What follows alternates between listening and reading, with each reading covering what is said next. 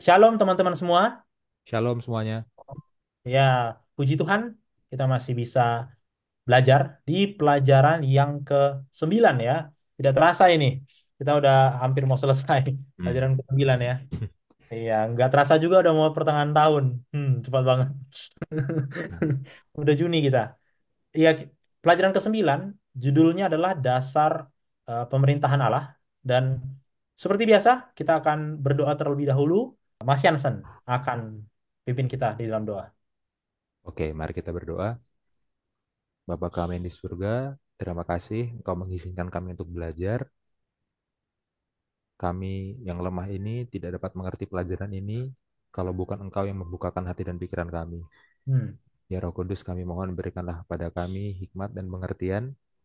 Tuntunlah kami juga dalam berbicara agar pelajaran ini dapat menjadi pengetahuan bagi kami dan juga yang mendengar dan dapat kami terapkan dalam kehidupan kami, menjadi kekuatan dalam hari-hari akhir ini. Kami mohon ampunilah segala dosa dan kesalahan kami. Kami berdoa dalam nama Tuhan Yesus yang telah menebus kami dari dosa. Amin. Amin. Oke, terima kasih. Eh, pelajaran ke-9 ini judulnya adalah Dasar Pemerintahan Allah. Jadi kita akan membahas pertanyaan terbesarnya ya dari judulnya ini, apa dasar pemerintahan Allah? Gitu. Ya. Ya, tapi jangan lupa padanan pasal kemenangan akhirnya adalah pasal 25 sampai 27 ya. Jadi bagi Hmm. teman-teman jangan lupa dibaca buku kemenangan akhirnya sambil belajar sekolah Sabat. Begitu ya.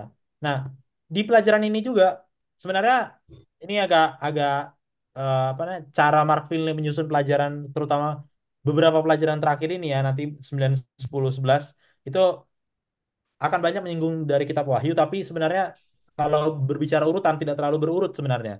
Begitu ya. Nah, Hmm. salah satunya di pelajaran ini, salah satu yang kita pelajari adalah misalnya tanda binatang, tapi binatangnya sendiri baru dibahas di pelajaran ke-11 nanti. Hmm. Lalu Hmm. nanti di pelajaran 10-nya di tengah-tengah dia masukin spiritualisme gitu ya. Ini sebagai Ya. overview saja. Jadi saudara-saudara, apabila nanti sambil belajar terus ini harusnya dijelaskan dulu. Nah, jangan-jangan itu jawabannya ada di sahabat depan atau di dua sahabat selanjutnya. Ya. Begitu. Jadi nanti Ya. kalau terkesan pelajaran ini agak skip, ya kita mengikuti apa cara berpikir, proses berpikir si Mark Finley ini ya. Kita mencoba lah. Ya. Jadi mungkin ada beberapa hal yang belum kita bahas, akan kita bahas tapi belum kita bahas Ya. begitu ya. Ya Nah, mungkin ini Bill, karena Mark Finley memang nggak menyusun pelajaran ini berdasarkan kitab Wahyu. benar. Dia menyusunnya Komentari ya, berdasarkan kemenangan akhir. benar. Jadi mungkin bab yang dibahas oleh kemenangan akhir sesuai dengan pelajaran di Sabat itu di pekan itu belum membahas bagian itunya. Jadi di kitab Wahyunya nggak berurut, tapi di kemenangan akhirnya berurut. Berurut, benar. Jadi Makanya kalau tadi, dibilang ini hmm, berurut, berurut sebenarnya Bill. oke. Berurut berdasarkan kemenangan akhir, tapi nggak berurut berdasarkan kitab Wahyu. Iya, Karena iya. dia menyesuaikan ayat kitab Wahyu mana yang dibahas oleh kemenangan akhir bab itu. Iya. Gitu. Iya, setuju, setuju. Makanya semakin jalan ke sini, semakin penting bagi kita untuk melihat padanan kemenangan akhirnya begitu ya, agar Iya, semacam ini nggak membingungkan lah gitu. Oke, ya, eh, kita masuk ke pelajaran kita. Jadi hal pertama yang akan kita bahas, sebenarnya tema besarnya dalam pelajaran ini itu adalah eh, panggilan ya, yang diberikan oleh Tuhan di dalam kitab Wahyu yang kita sering sebut sebagai pekabaran tiga malaikat, begitu ya. ya. Jadi kita akan meneliti terlebih dahulu pekabaran tiga malaikat ini apa sih, begitu ya. Silakan Mas Jansen. Iya. Judulnya adalah Dasar Pemerintahan Allah. Apa itu dasar Hmm, pemerintahan Allah? Hukum. Kita jawab hmm, di awal. Dasar pemerintahan Allah adalah hukum. Jadi bagi saudara-saudara yang mau cari intinya, udah selesai di sini. sudah selesai. Ya stop videonya. Enggak, Hukum. bercanda. Ya. Tapi bagi saudara-saudara atau teman-teman yang mau belajar detailnya, mari kita belajar ya tentang hukum Allah ini. Dibuka dalam nubuatan kitab Wahyu. Ya. Hmm, Kita mulai dengan konteks Wahyu 13 dan Wahyu 14. oke. Oke. Wahyu 13 dan Wahyu 14 ini paralel dengan Daniel 7. Nah, makanya di sini saya minta tolong Bill bikin tabel ya. Karena paralel tuh lebih enak digambarkan pakai tabel. Oke.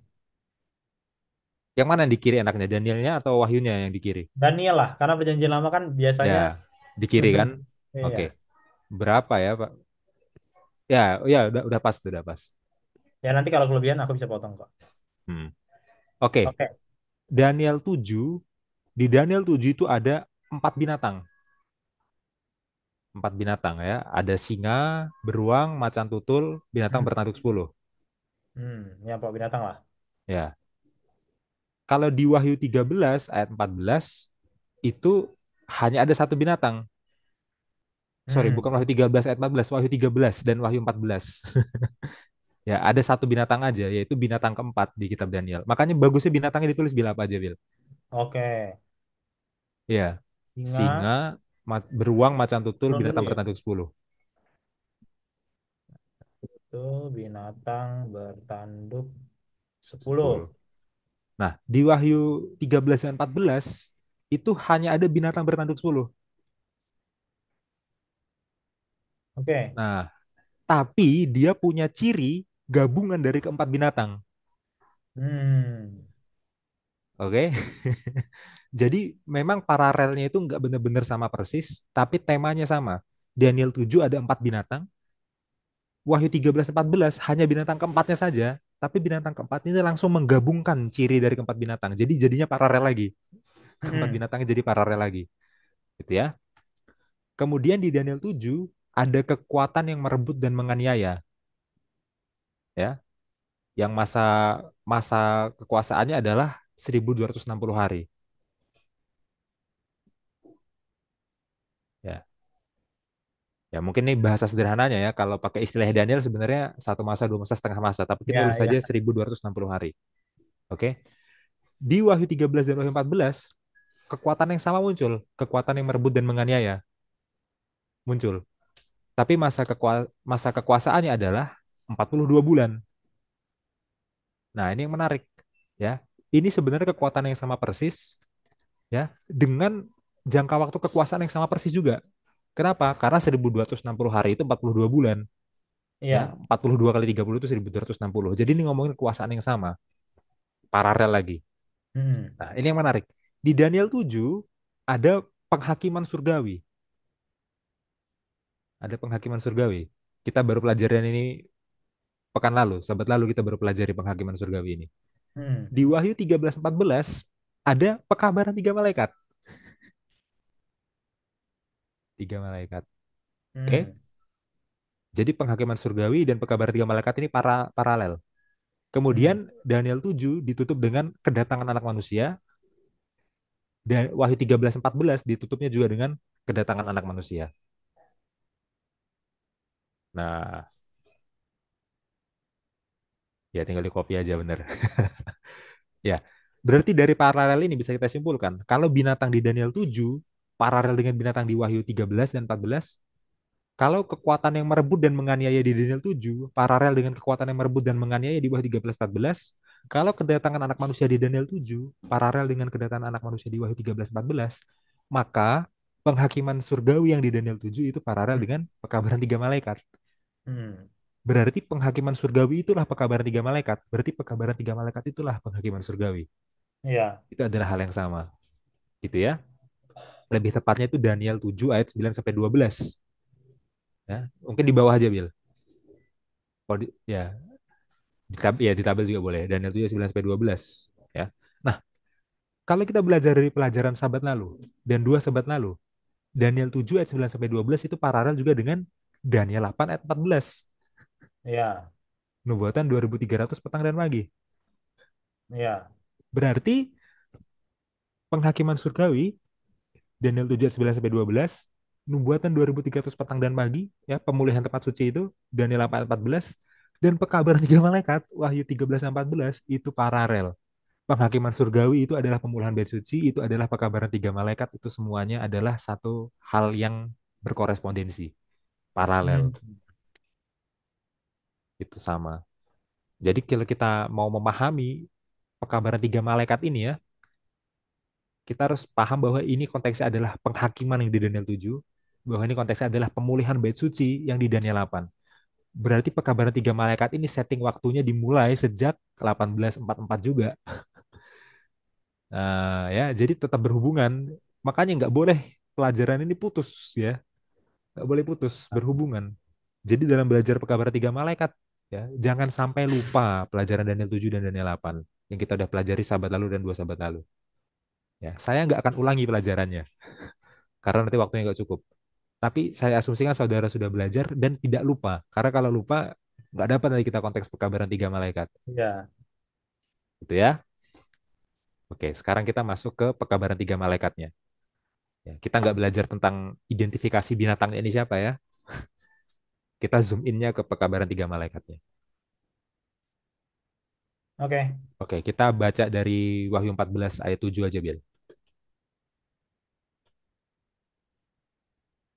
Ayat 7. Hmm. Bahasa Indonesia dulu. Ya, bahasa Indonesia dulu. Wahyu Itu 14. Wahyu 7 itu. Eh, pasan gue udah tekan Wahyu 14 deh. Iya. Ayatnya yang 7. Oke, Wahyu 14 ayat 7. Dan ia berseru dengan suara nyaring, takutlah akan Allah, dan muliakanlah dia karena telah tiba saat penghakimannya, dan sembahlah dia yang telah menjadikan langit dan bumi, dan laut, dan semua mata air. Ya, langsung kelihatan ya konteks penghakimannya di sini langsung kelihatan ya. Bukti kalau dia Hmm. memang paralel dengan Daniel 7 ya. Hmm. Nah, ngomong-ngomong tentang hakim ya, kita harus lihat konteks perjanjian lama dulu. Dalam Oke. perjanjian lama, dalam dunia Timur Tengah kuno itu, raja itu juga punya fungsi sebagai hakim, ya. Hmm. Ya, dan Alkitab juga memberikan bukti-bukti itu dalam perjanjian lama. Nah, kita nggak perlu baca ayatnya satu-satu, tapi kita catat aja. Misalnya Keluaran 18 ayat 13. Di situ Musa punya fungsi raja sekaligus hakim, ya. Kemudian dua Raja-Raja 15 ayat 5. Di situ Yotam sama fungsi raja, fungsi hakim jadi satu dalam Yotam. Kemudian dua Tawarik 1 ayat 10. Di situ Salomo, dia sebagai raja, dia sebagai hakim. Ya, kemudian Mazmur 72 ayat 2. Ya, ini Mazmur yang ditulis oleh Salomo juga. Di situ menjelaskan kalau raja juga punya fungsi sebagai hakim. Mazmurnya 72, Bil. Oh, sorry. Iya, Mazmur dari Salomo ini. Jarang-jarang ya Mazmur dari Salomo, biasanya dari Daud ya. Hmm. Nah, memang raja punya fungsi sebagai hakim juga. Ya, itulah kenapa ada panggilan takutlah akan Allah. Kenapa? Karena Allah sebagai penguasa, dia juga adalah hakim. Ya, kenyataan kalau dia sebagai penguasa, sebagai raja, dan sebagai hakim sekaligus, itulah yang membuat kita dipanggil untuk takut akan dia. Itu ya, konteks perjanjian lamanya harus kuat dulu. Ya, karena konsep takut akan Allah ini adalah konsep yang cukup sering disalahpahami. Ya, Hmm. itu jadi konsep takut seperti takut sama hantu gitu. Aduh takut gitu. Karena kata takut itu kan konotasinya kan negatif ya, takut gitu kan. Nah, takut ini apa maksudnya nggak takut gitu ya? Nah, ini saya mau share screen papan tulis ya. Saya akan menjelaskan kata Ibrani dari kata takut ini yang Hmm. digunakan di Perjanjian Lama. Dalam bahasa Ibrani kata takut itu adalah yera. Ya, ini saya tulis dari kiri ke kanan ya. Bahasa Ibrani yera. Ya, tiga huruf ya. Yod, resh, dan alef. Ya, mungkin reshnya kurang panjang ya. Kurang panjang ya. Yera. Kemudian dalam bahasa Ibrani ada kata ra'a. Ada kata ra'a. Ra'ah ini artinya adalah melihat. Oke, saya tulis ya. Yera, yera, takut ya. Ra'a, melihat. Hmm. Oke. Dalam bahasa Ibrani, kata yera, takut, dan kata ra'ah ini berasal dari akar kata yang sama. Jadi kata takut itu akar katanya melihat. Gitu ya. Mungkin ini tolong di screenshot Bill supaya nanti dimasukin ke filenya. Siap.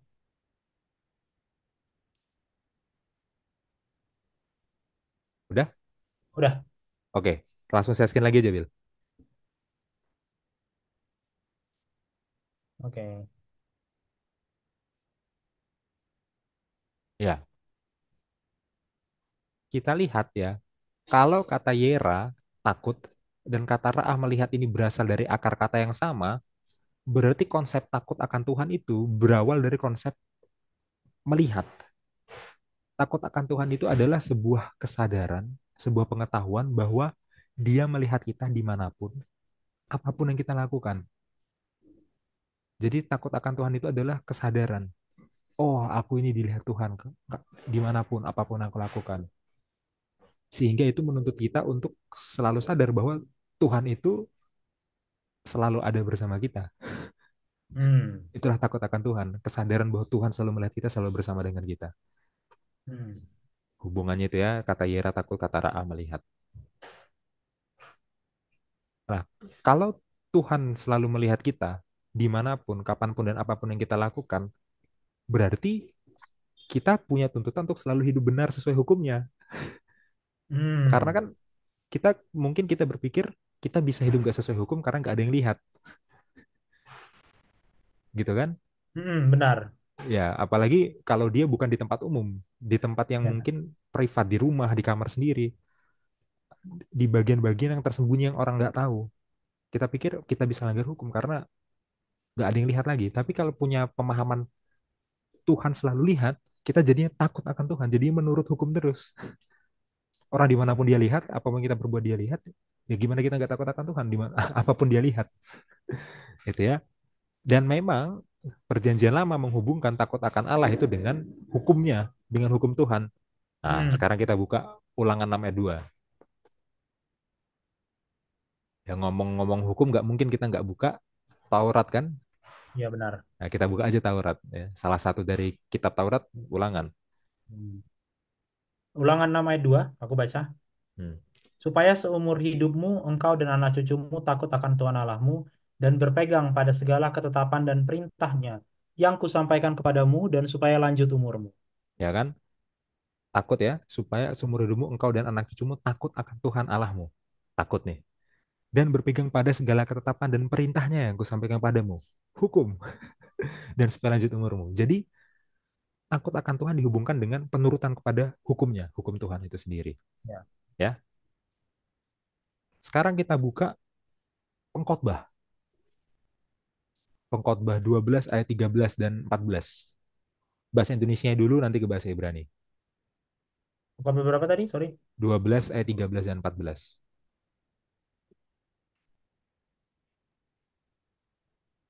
Pengkhotbah itu apa ya? Ini dia, oh nggak bisa mah. Nah, PKH kayaknya Pengkhotbah. Rahawi. Iya.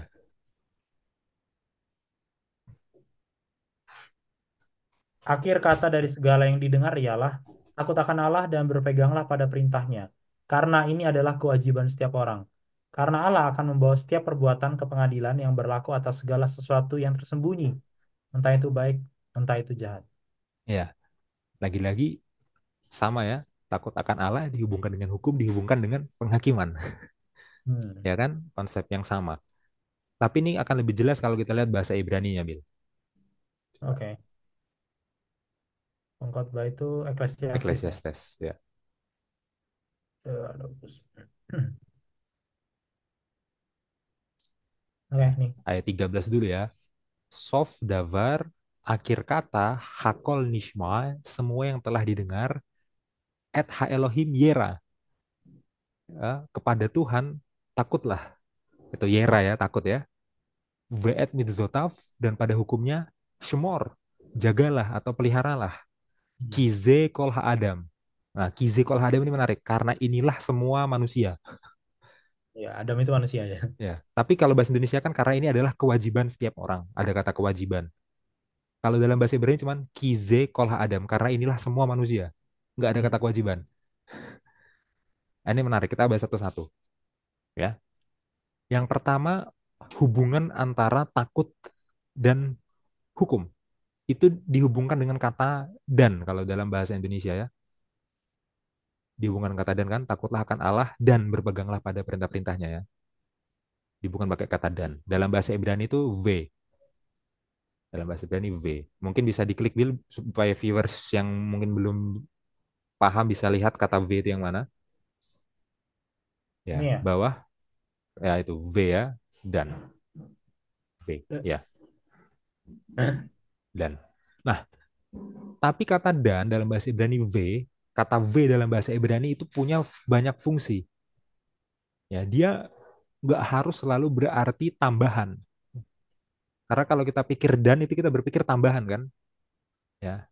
Misalkan eh, roti dan daging. Berarti ada satu roti, ada satu daging, daging lagi, ada satu daging. Salah ngomong kan? Satu roti, satu daging. Berarti ditambah roti tambah daging, roti dan daging, gitu kan? Tapi gimana kalau kita bilang roti dan enak? Roti yang enak. Apakah enak itu tambahan dari roti? Iya. Bukan, enak itu jadi penjelasan dari roti, ya kan? Jadi kata V itu bisa dipakai selain sebagai tambahan, bisa dipakai sebagai penjelasan. Kata V bisa dipakai sebagai penjelasan, dan itu nggak selalu harus berarti tambahan, dan itu bisa berarti menjelaskan, gitu ya. Maka saya menyarankan terjemahan dinamis dari ayat ini, bukan terjemahan literal, terjemahan dinamis. Ya, ini terjemahan saya sendiri. Terjemahannya kira-kira jadi gini. Takutlah akan Allah, dalam kata lain, berpeganglah pada pemerintah-perintahnya. Hmm. Dalam kata lain, V-nya ini kita terjemahkan sebagai dalam kata lain. Bukan sebagai tambahan, tapi sebagai penjelasan. Dalam kata lain, berpeganglah pada perintah-perintahnya. Nah, mungkin setelah kata Allah dan setelah kata lain dikasih koma. Nah, Aku jadi underline. ya, menjelaskan menjelaskan orang yang takut akan Allah itu adalah orang yang berpegang pada perintahnya gitu. Itu bukan dua hal yang beda, dan takut akan Allah itu dan menurut hukum itu tambahannya, bukan. Menurut hukum itulah penjelasan dari takut akan Allah itu sendiri gitu loh. Itu yang harus Hmm. kita pahami ya. Kemudian dikatakan kize kol Adam, ya. Karena inilah semua manusia. Bahasa Indonesianya karena ini adalah kewajiban setiap orang, kewajiban setiap manusia. Tapi bahasa Ibrani cuma bilang karena inilah semua manusia. Artinya Hmm. secara sederhana setiap manusia pasti terhubung pada hukum Allah dan terhubung ke penghakiman di ayat 14-nya, Hmm. ya. Memang ada kewajibannya. Saya nggak bilang terjemahan baru salah dengan kata kewajiban ya. Ada kewajiban untuk menurut setiap manusia, ada kewajiban untuk menurut hukum Allah. Tapi mau atau nggak mau menurut, ya, semua manusia itu pasti terhubung dengan tuntutan hukum Allah. Ya, mau nggak mau. Makanya penghakiman ini akan menjadi bagian semua orang. Kolha Adam, semua manusia. Baik yang mau menurut ataupun nggak mau menurut. Baik yang menganggap itu wajib atau nggak menganggap itu wajib. Ini memang udah jadi bagian setiap orang. Udah menjadi setiap orang Iya. dalam bahasa Ibrani ya. Tanpa perlu orang itu merasa wajib atau enggak. Ya, memang bebannya orang yang takut akan Tuhan jadinya wajib. Karena kita udah mengerti apa yang benar kan. Tapi bagi yang belum mengerti apa yang benar atau bagi yang menolak, dia tetap akan dapat bebannya hukum ini dan tetap akan dibawa ke pengadilan menurut ayat 14-nya. Hmm. Ya, itu. Kemudian kita baca bahasa Ibrani ayat 14-nya. Ki'et kol ma'ase, karena semua perbuatan ha Elohim yavi bemishvat. Tuhan akan bawa dalam penghakiman. Oal kol neoalam.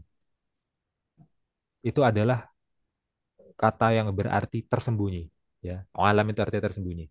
Al kol neoalam. Semua yang tersembunyi. Imtov yang baik, ve imroa dan yang buruk. Ya, perhatikan di sini. Sekarang tuntutan untuk takut akan Allah, tuntutan untuk menurut hukum, dan semua yang dibawa pengadilan itu bukan hanya apa yang terlihat langsung di mata orang secara umum, tapi Hmm. sampai semua yang tersembunyi. Hmm. Seperti yang kita udah jelasan di bagian sebelumnya. Semua yang tersembunyi, yang di rumah sendiri, yang di kamar sendiri, yang benar-benar bahkan orang pun nggak tahu, Tuhan akan tebak itu dalam pengadilan. Itulah takut akan Allah itu seperti itu. Ya, itu takut akan Allah. Itulah kenapa dalam literatur-literatur kebijaksanaan ya, takut akan Allah ini jadi tema yang penting yang muncul berulang-ulang. Ya, literatur kebijaksanaan itu selain pengkhotbah apa? Amsal jelas. Amsal kan? Di Amsal takut akan Allah muncul berulang-ulang. Pasti banyak dari viewer juga yang hafal ayatnya. Ya, kita buka Iya. Amsal 9 ayat 10, bahasa Indonesia aja, Bil.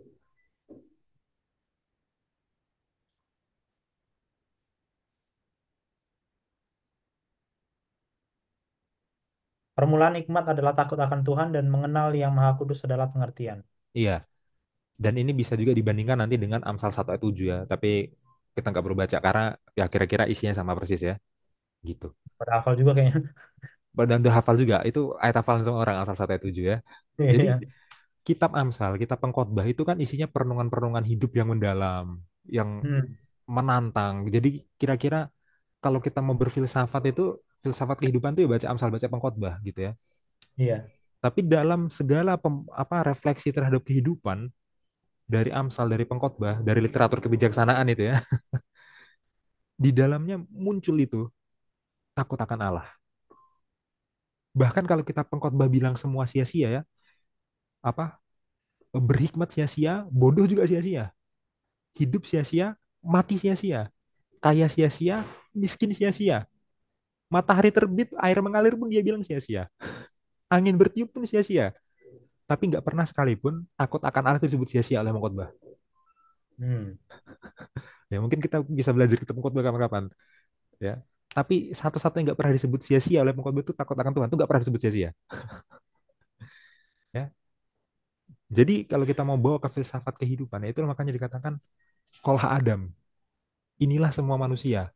Jadi eksistensi kehidupan semua manusia inilah eksistensinya takut akan Tuhan. iya, iya. Dalam banget tuh sebenarnya.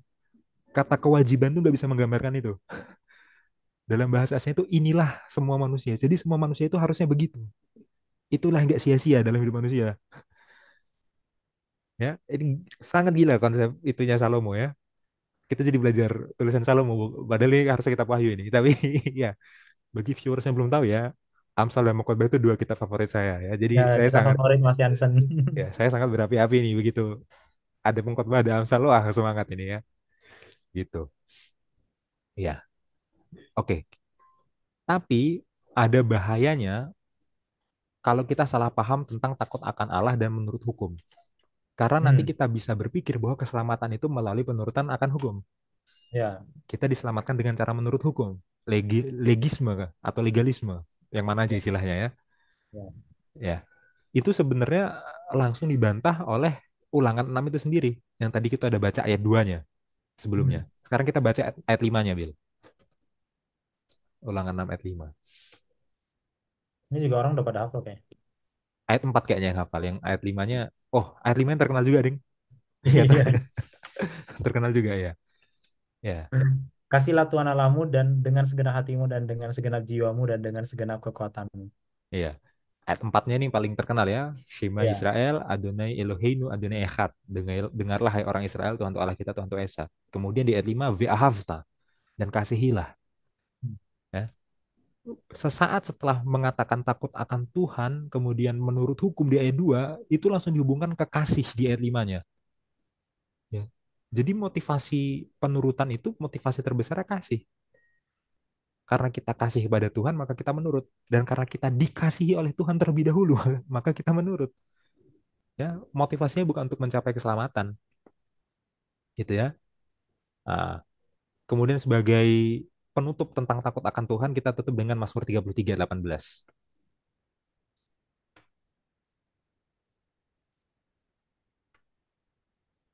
18.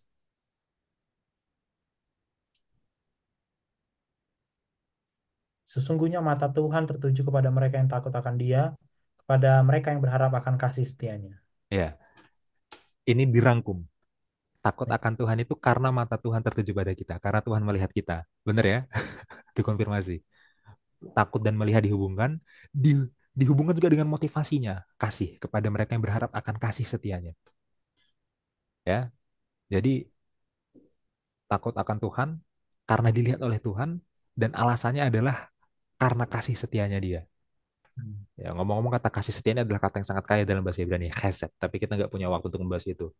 Ya, kalau nggak salah di pelajaran teruran lalu tentang kitab Mazmur udah dibahas itu. Ya, ya. Chesed ya, kasih setia Tuhan. Itulah takut akan Tuhan. Sekarang kita kembali ke wahyunya lagi. Ya, Oke. Wahyu 14 ayat 7 masih ayat 7. Setelah takutlah akan Tuhan, dikatakan muliakanlah Dia. Ya kan, takut akan Tuhan dan muliakanlah Dia. Kita tunggu aja sampai terbuka ayatnya.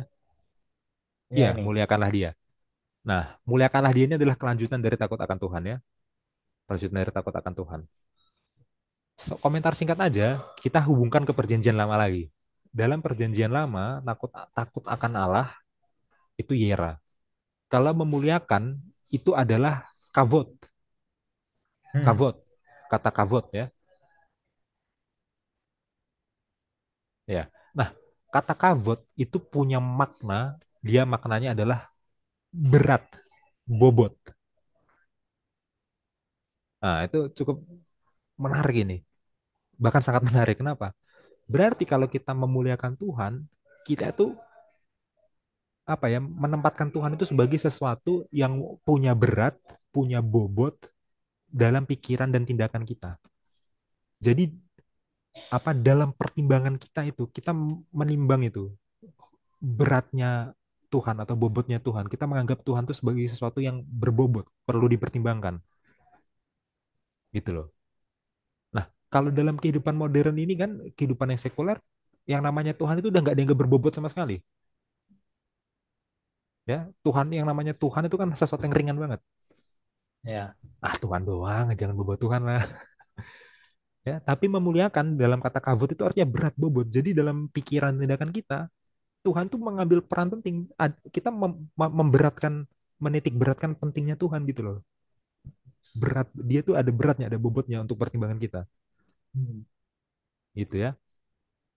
Dan memang sangat relevan bagi zaman sekarang yang orang semakin sekuler, semakin menganggap Tuhan tuh nggak berbobot sama sekali. Iya, hanya Nah, konsep abstrak. ya konsep abstrak Tuhan, Tuhan tuh berbobot. Setiap pertimbangan kita itu kita harus pertimbangkan hukum Tuhan juga. Dia itu harus punya weight, punya berat, punya bobot dalam pikiran dan hati kita dan tindakan kita gitu. Hmm. Ya, itulah memuliakan Tuhan dalam konsep perjanjian lama. Ya, istilahnya Ranko Stefanovic yang sering dikutip oleh Bill tuh take God seriously.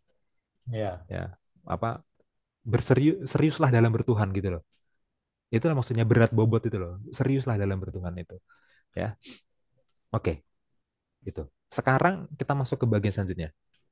Takutlah akan Allah dan muliakanlah Dia karena telah tiba saat penghakimannya. Nah, ini kita nggak usah komentar panjang-panjang karena penghakiman yang dimaksud di sini udah dijelaskan di sahabat lalu dan dua sahabat lalu. Ya. Pelajari ulang Daniel 7, pelajari ulang Daniel 8. Oke? Jangan kita bahas ulang, waktunya nggak cukup. Ya, pelajaran sahabat lalu itu ada untuk menyiapkan pelajaran ini. Ya, Karena kalau digabung ya pusing juga.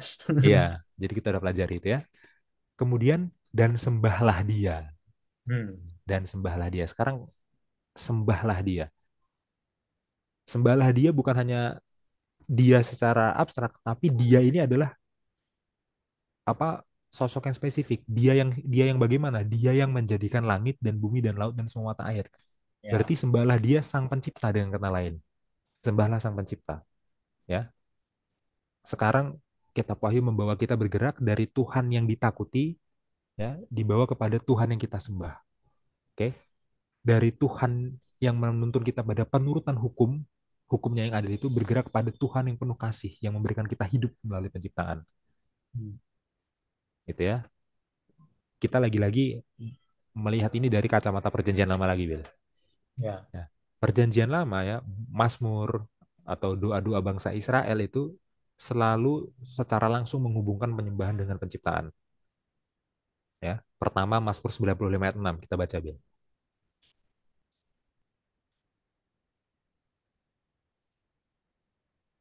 95. Masuklah, marilah kita sujud menyembah, berlutut di hadapan Tuhan yang menjadikan kita. Ya. Kenapa kita menyembah Tuhan? Karena Dia yang menjadikan kita, Dia menciptakan kita. Penyembahan dihubungkan langsung ke penciptaan. Oke? Lagi kita buka Mazmur lagi ya, 102 ayat 18. Masuk berapa, sorry? 102 ayat 18.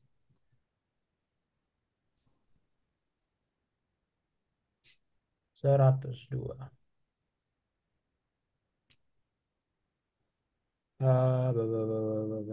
Yang ini kah?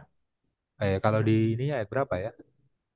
Ini, nih. Oh iya, dia itu 18 atau 19 dicetaknya ya. Biarlah hal ini dituliskan bagi angkatan yang kemudian dan bangsa yang diciptakan nanti akan memuji-muji Tuhan. Ya. Jadi yang memuji Tuhan tuh ya yang diciptakan oleh Tuhan. Lagi-lagi penyembahan, pujian dihubungkan langsung kepada penciptaan. Hmm. Sama. Terakhir, Nehemia 9 ayat 6. Ya. Nehemia 9. Ya, Nehemia Bil, bukan Nemehia. Ya ampun. Ya, Nehemia 9. Hanya Engkau adalah Tuhan, Engkau telah menjadikan langit, ya langit segala langit dengan segala bala tentaranya, dan bumi dengan segala yang ada di atasnya, dan laut dengan segala yang ada di dalamnya. Engkau memberi hidup kepada semuanya itu, dan bala tentara langit sujud menyembah kepadamu. ya. Lagi-lagi penyembahan dihubungkan dengan penciptaan. Kita menyembah Tuhan menurut Nehemia, menurut Nabi Nehemia karena Tuhan yang telah menjadikan langit dan bumi dan laut. Ya, bahkan bukan hanya penyembahan dihubungkan dengan penciptaan di sini. Ya, frasa langit dan bumi dan laut itu paralel juga itu dengan kitab Wahyu. Ya, Ya. apa objek ciptaannya itu langit dan bumi dan laut itu paralel juga dengan apa yang disebutkan oleh Nehemia, Hmm. gitu ya. Nah, jadi melalui penciptaan lah di situ Tuhan mendemonstrasikan bahwa Dia penuh kasih ya, Dia mengasihi ciptaannya karena Tuhan menciptakan ciptaannya itu dan kuasanya Hmm. karena hanya yang Maha Kuasa yang sanggup menciptakan. Jadi respon yang paling tepat terhadap penciptaan cuma penyembahan. Karena melalui penyembahan tuh kasih Dia yang Maha Kasih dan Maha Kuasa langsung didemonstrasikan itu. Maka kita harus merespon penciptaan itu dengan penyembahan, gitu ya. Dan itu yang dimaksud oleh kitab Wahyu. Oke.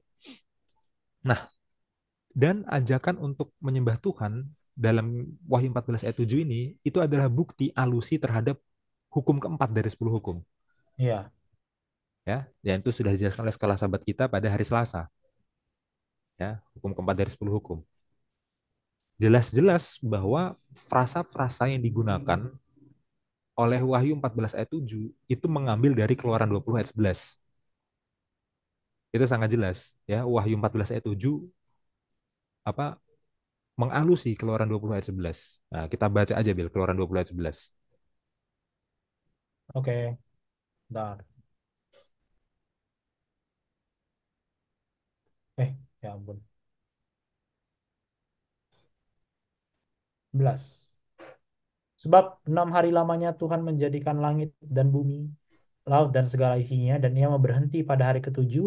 Itulah sebabnya Tuhan memberkati hari Sabat dan menguduskannya. Iya, ya. Keluaran 20 ayat 11 mengatakan kita harus mengingat dan menguduskan hari Sabat. Ayat 8. Karena di ayat 11, 6 hari lamanya Tuhan menjadikan langit dan bumi dan laut dan segala isinya. Perhatikan, menjadikan langit dan bumi dan laut dan segala isinya.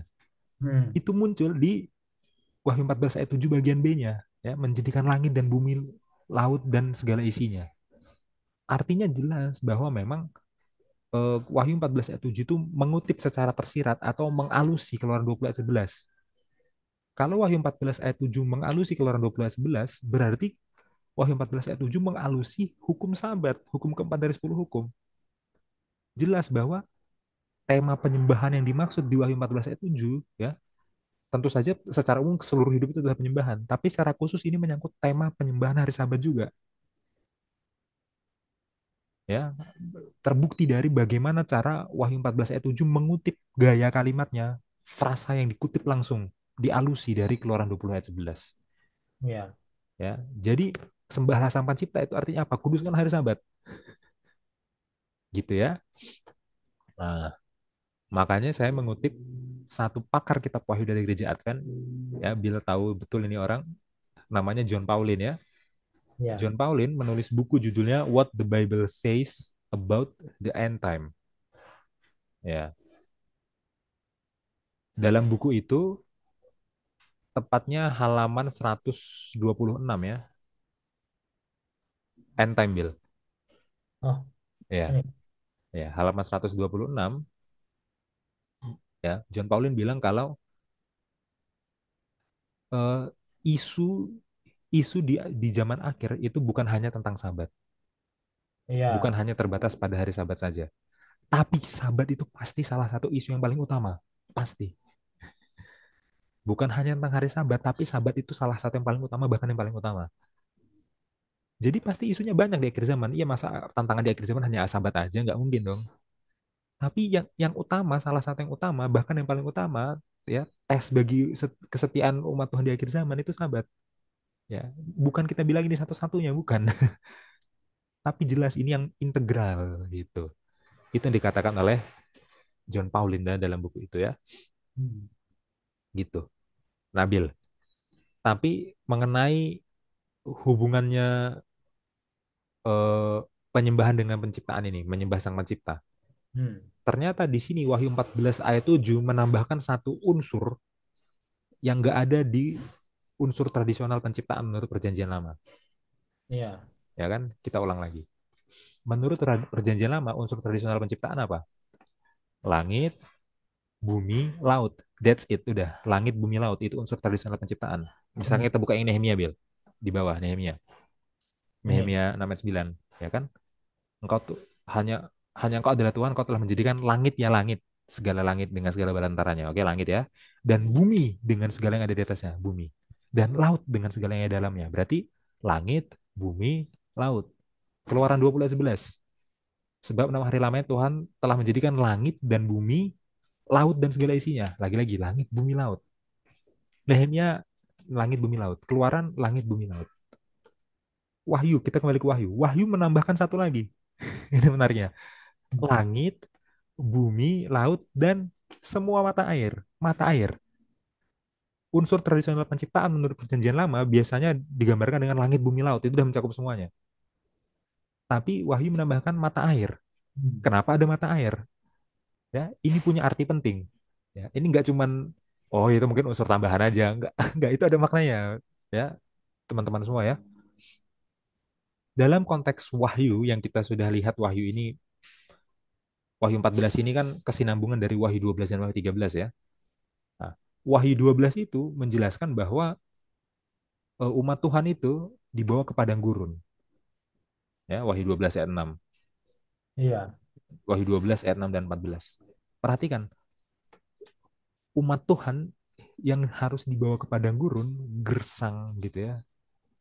Sekarang diperhadapkan dengan mata air. Jadi ini adalah antitesisnya padang gurun yang mereka alami selama di dunia. Mata air ini adalah sebuah kebalikan dari padang gurun yang harus dialami oleh umat Tuhan selama ini. Hmm. Itu ya. Kemudian kalau kita baca, kita buka aja ayatnya, Bil. Wahyu 7 ayat 17.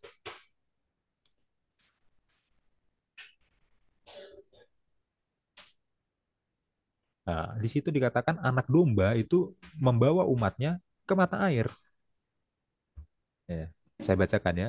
Sebab anak domba yang di tengah-tengah tahta itu akan mengembalakan mereka dan akan menuntun mereka ke mata air kehidupan. Dan Allah akan menghapus segala air mata dari mata mereka. Dibawa ke mata air untuk menghapus air mata. Itu bagus banget loh. Dibawa ke mata air untuk menghapus air mata. Tapi ya itu permainan kata aja ya. Tapi maksudnya ini poinnya adalah mata air itu adalah tempat di mana anak domba akan bawa semua umatnya ke situ. Hmm. Ya. Dan itu bisa kita lihat di penutupnya kitab Wahyu, Wahyu 22 ayat 17. Harus harus kita buka ini penutupnya ini. 22. Ya,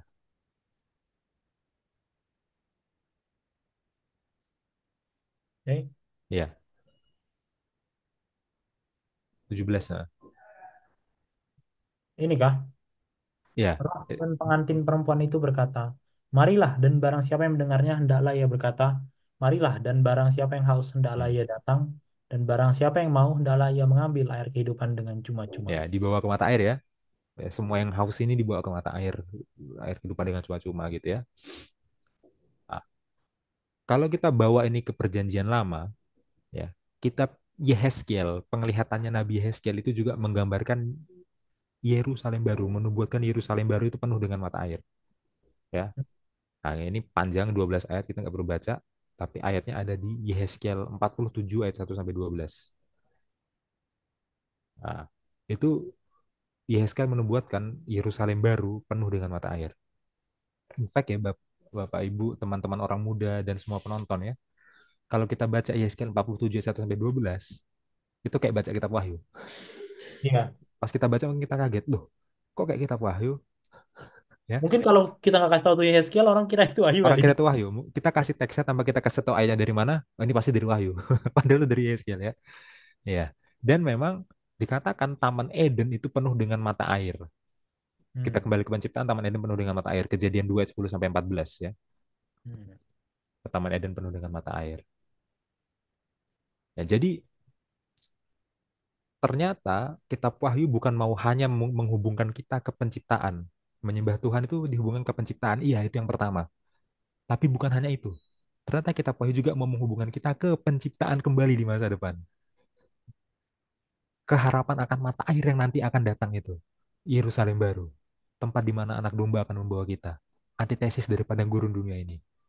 Ya, jadi kenapa kita harus menyembah Tuhan? Karena dialah yang menciptakan kita. Sejak dulu awal penciptaan sampai sekarang dia yang menciptakan kita. Kita harus sembah dia. Tapi alasan keduanya adalah karena dia yang akan menciptakan kembali semuanya. Kembali seperti saat penciptaan. Ya, sehingga alasan untuk penyembahan adalah penciptaan yang dulu dan penciptaan kembali di masa depan. Itulah dua alasan penyembahan. Nah, ya, itu untuk pekabaran malaikat pertama. Sudah selesai. Sekarang pekabaran malaikat kedua dan ketiga. Kita Oke. singkat aja. Pekabaran malaikat kedua ada di Wahyu 14 ayat 8.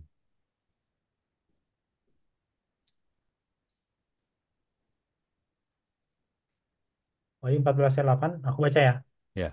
Dan seorang malaikat lain, malaikat kedua menyusul dia dan berkata, sudah rubuh Babel, kota besar itu yang telah memabukkan segala bangsa dengan anggur hawa nafsu cabulnya. Ini pekabaran malaikat kedua. Kemudian pekabaran malaikat ketiga ayat 9 sampai 11. Bentar.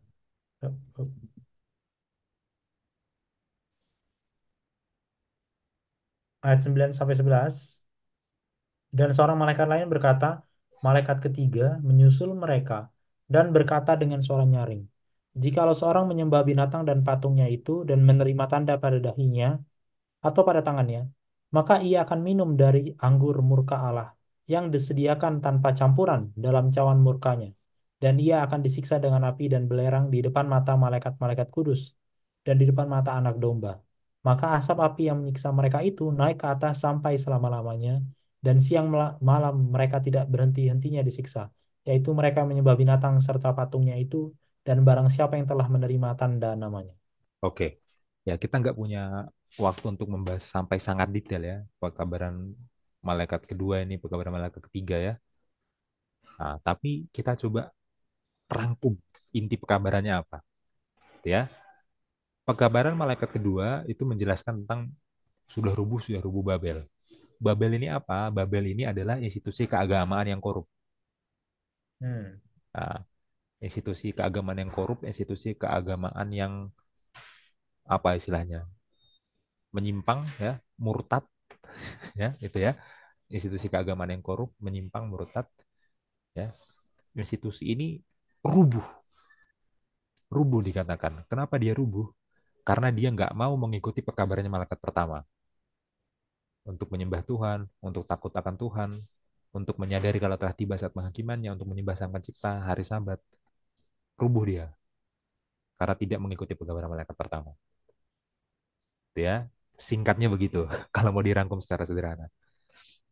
Lalu pekabaran malaikat ketiga, ya, pekabaran malaikat ketiga menjelaskan bahwa ada pilihan yang dihadapkan nanti kepada orang-orang.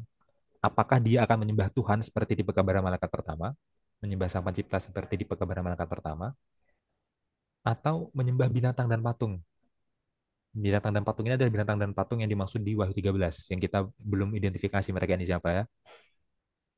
Oke, jadi pilihannya adalah mau sembah Tuhan seperti pekabaran malaikat pertama atau menyembah binatang dan patung yang ada di Wahyu 13.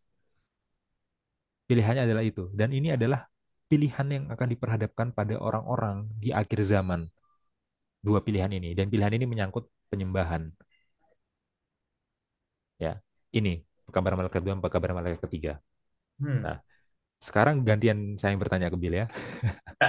Di pekabaran malaikat ketiga itu ya, dikatakan bahwa jangan menyembah binatang dan patungnya, ya, kemudian dihubungkan dengan ada tanda pada dahinya, tanda pada tangannya. Hmm. Ya, ternyata tandanya orang menyembah binatang dan patungnya itu dia punya tanda binatang gitu ya, yang ada pada tangan, ada pada dahi. Nah, ini apa maksudnya? Apakah ini nanti si binatang itu akan taruh chip di kepala kita atau di tangan kita?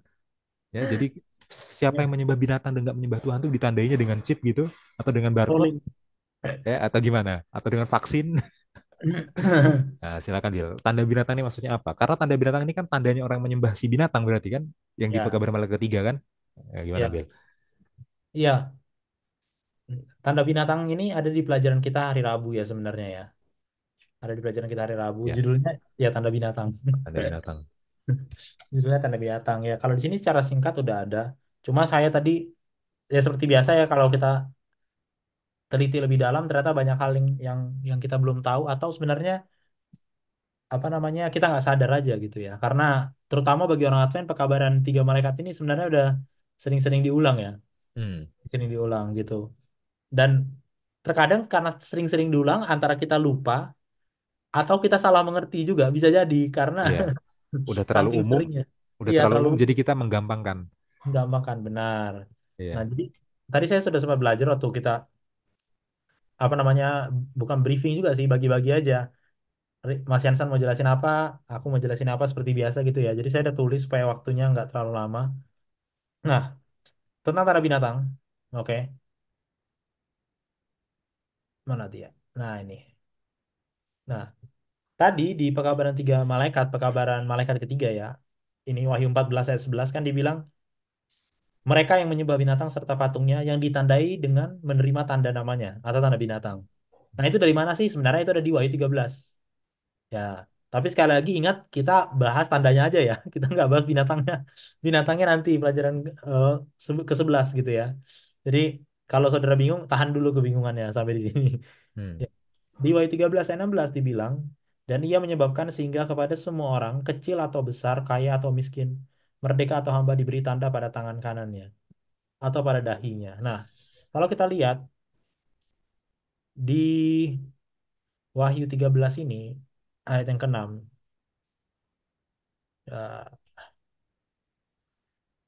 ya, kan 6 ke-16. Nah, Hmm. ini ya kata tanda yang dipakai itu adalah carakma ya. Karakma. Nah, ini agak unik ya. Jadi kalau teman-teman lihat di Step Bible ini kan occurrence-nya cuma 9 ya. Nah, kalau teman-teman highlight itu 8-nya itu wahyu semua. Hmm. Cuma satu yang bukan Di itu kisah para rasul yang bukan satu. wahyu, yaitu Kisah Para Rasul. Hmm. Kisah Para Rasul 17 ayat 29. Nah, kita buka dulu nih Kisah Para Rasul ya. Di sini saya Hmm. nggak ada tulis, jadi teman-teman paling nggak tahu gitu ya. Mana kisah 17.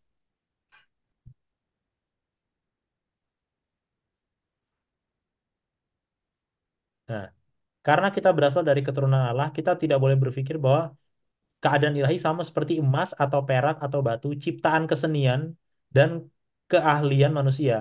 Kata tanda yang dipakai itu adalah ciptaan kesenian. Nah, maksudnya ciptaan kesenian itu apa? Patung sebenarnya. Jadi kalau teman-teman buka di sini, itu di apa namanya bahasa Inggrisnya ini kayaknya dia pakai NIV deh. Kalau teman-teman lihat itu yang warna oranye, image form by the art. Ada kecil tuh ya. Image form by the art. Jadi tanda apa hasil kesenian atau rupa kesenian atau tanda kesenian ya itu maksudnya secara literal gitu ya. Jadi kata Paul apa namanya di Kisah Para Rasul kata Lukas dibilang bahwa kita tidak bisa membandingkan kemuliaan itu dengan emas atau perak atau bahkan ukiran-ukiran manusia tanda-tanda kesenian gitu ya hasil-hasil kesenian manusia yang megah gitu ya atau imajinasi. Jadi kata tanda ini cuma satu kali di luar wahyu gitu ya. Nah, tetapi kalau misalnya kita baca secara konteks, kata karakma ini adalah istilah teknis untuk stempel kekaisaran pada dokumen komersial di zaman Romawi. Begitu. Dan juga kadang-kadang digunakan pakai pada hewan juga. Tapi ini nggak pernah dipakai untuk seseorang untuk manusia. Makanya ini unik. Padahal di Wahyu dibilang tanda tadi di sini di tangan kanan atau pada dahinya, which is manusia gitu kan. Hmm. Tapi secara histori itu nggak pernah. Nah, Kata lain yang dipakai untuk ini itu adalah stigmata. Ya ini paling lebih umum ya katanya ya. Stigmata. Stigmata itulah baru tanda yang dipakai pada manusia. Yang juga kalau teman-teman kita dari Katolik itu ini umum ya dipakai oleh uskup itu di tangan-tangan kanan kanan kirinya gitu ya. Nah itu contohnya di Galatia. Nah ini tanda yang dipakai untuk budak, melabel budak gitu ya di zaman itu. Hmm. Budak kan manusia gitu ya. Nah artinya berarti si kata tanda ini itu bukan berartinya literal. Ya, Nah, karena jadi dia nggak pernah dipakai untuk manusia sebelumnya. karena dipakai untuk manusia. Jadi ini Hmm. sebuah konsep simbolis. Nah, berarti kita sudah menganulir semua kemungkinan chip, bla bla bla, bli bli bli, Hmm. semua yang tadi itu ya. Karena Ya. secara kritik tekstual dan juga histori itu kayaknya nggak pernah dipakai gitu ya, kata ini. Nah, itu. Nah, sebelum kita mengartikan kata ini, ternyata ada sebuah tanda juga atau materai yang diberikan kepada umat yang percaya Allah. Ini kan tadi kan tanda binatang bagi yang menyembah binatang, konteksnya Hmm. ya. Hmm. Tadi kita udah belajar juga di pekabaran tiga malaikat. Nah, di Wahyu 7 ayat 3 itu dibilang, janganlah merusak bumi atau laut atau pohon-pohon sebelum kami memeteraikan hamba-hamba Allah kami pada dahi mereka. Ya ini kalau teman-teman baca Wahyu 7 ini adalah konteksnya 144.000, ya kan? Hmm. seratus empat Hmm. puluh empat ribu sebelum mereka masuk peperangan besar, sebelum mereka masuk peperangan besar dimeteraikan dulu. Inilah Wahyu 7 ayat 3. Nah, jadi tampaknya materai Allah dan tanda binatang ini menunjukkan perbedaan antara kedua kelompok. Kalau kita tadi sudah belajar pekabaran tiga malaikat, konsepnya adalah penyembahan. Secara cepat di sini kita sudah bisa merangkum bahwa tanda binatang ini adalah tanda untuk mereka menyembah binatang. Materai Allah adalah tanda bagi mereka yang menyembah Allah, Hmm. gitu kan? Nah, kalau ini simbolis melambangkan apa? Materai Allah dan tanda binatang ini, gitu kan? Kalau tadi dari ini kita simbolis. Nah, ini unik ya. Bagi orang Kristen abad pertama, tanda binatang itu adalah pemaksaan terhadap penyembahan kaisar. Jadi artinya gini, kadang-kadang kita baca Wahyu ini kita berasumsi ini adalah kitab ultimate untuk kita yang akhir Akhir zaman. zaman. Kita nggak sadar bahwa ya Waldensia juga baca ini, Petrus pun baca apa Petrus apa namanya eh, murid-murid generasi kedua ketiga setelah para rasul pun baca ini. Ya. Hmm. Jadi kadang-kadang kita lupa akan itu. Nah kalau kita tanya ke mereka, mereka pasti bilang tanda binatang itu adalah paksaan untuk menyembah kaisar, gitu Hmm. ya. Karena dibagi mereka binatangnya itu bisa jadi kaisar gitu ya. Karena itu yang Iya. pada saat itu melawan penyembahan terhadap Allah, gitu kan. Iya. Jadi makanya dibilang sepanjang sejarah tanda binatang dapat memiliki arti yang berbeda. Pada Tapi waktu yang berbeda. ya pada waktu yang berbeda juga. Hmm. Tapi Wahyu 13 menunjukkan bahwa ini secara khusus ditujukan untuk akhir zaman. Artinya ada penerapan akhir, ada arti simbolis akhir yang tidak atau yang tidak signifikan, mungkin sudah tapi tidak signifikan secara global pemaksaan terhadap sebuah tanda. Begitu. Nah, sekarang diberikan adalah urgensinya apa? Ini adalah akhir zaman secara waktu apa? Menjelang kedatangan kedua. Nah, makanya tadi penting sekali Mas Jansen buat di tabel atas. Nah, ini ya. Ini adalah menjelang ini. Nah, begitu. Jadi seandainya ada arti yang tadi secara historis itu mungkin nggak salah. Tetapi apa namanya eh, pemenuhan nubuatan ultimate-nya itu adalah secara konteks menjelang kedatangan anak manusia, menjelang kedatangan yang kedua. Nah, itu kita perlu sadari juga begitu ya. Oke, kita kembali. Nah, fungsi dasar materai dan tanda adalah kepemilikan, identitas, dan perlindungan. Gitu ya. Oleh karena itu, Wahyu 12, pasal 12 sampai 14, itu dalam krisis terakhir hukum Allah akan muncul sebagai standar kesetiaan. Nah, ada hubungannya dengan pelajaran ini. Dasar pemerintahan adalah hukum Allah. Takut akan Tuhan, buktinya adalah hukum Allah. Sekali lagi ya, menurut hukum Allah. Nah, coba kalau kita lihat di sini ya, Wahyu 12 ayat 17. Ini sekarang dari konteks Wahyu. Maka marahlah naga itu kepada perempuan itu, lalu pergi memerangi keturunannya yang menuruti hukum, identitasnya. Ya kan? Lalu Wahyu 14 ayat 12. Yang penting di sini ialah ini adalah penutup ya. Penutup dari apa Ketiga namanya? malaikat. Pekabaran tiga malaikat. Hmm. Yang penting di sini ialah ketekunan orang-orang kudus yang menuruti perintah Allah dan iman kepada Yesus. Jadi sekali lagi penurutan hukum itu adalah identitas bagi mereka yang menyembah Tuhan, gitu ya. Ada identitas bagi mereka yang menerima materai Allah. Jadi kalau itu adalah artinya penurutan hukum adalah menerima materai Allah, gitu ya. Mereka yang menerima materai Allah adalah penurutan hukum, maka tanda binatang adalah ya kebalikannya aja, Hmm. substitusi ketaatan kepada binatang bukan Allah.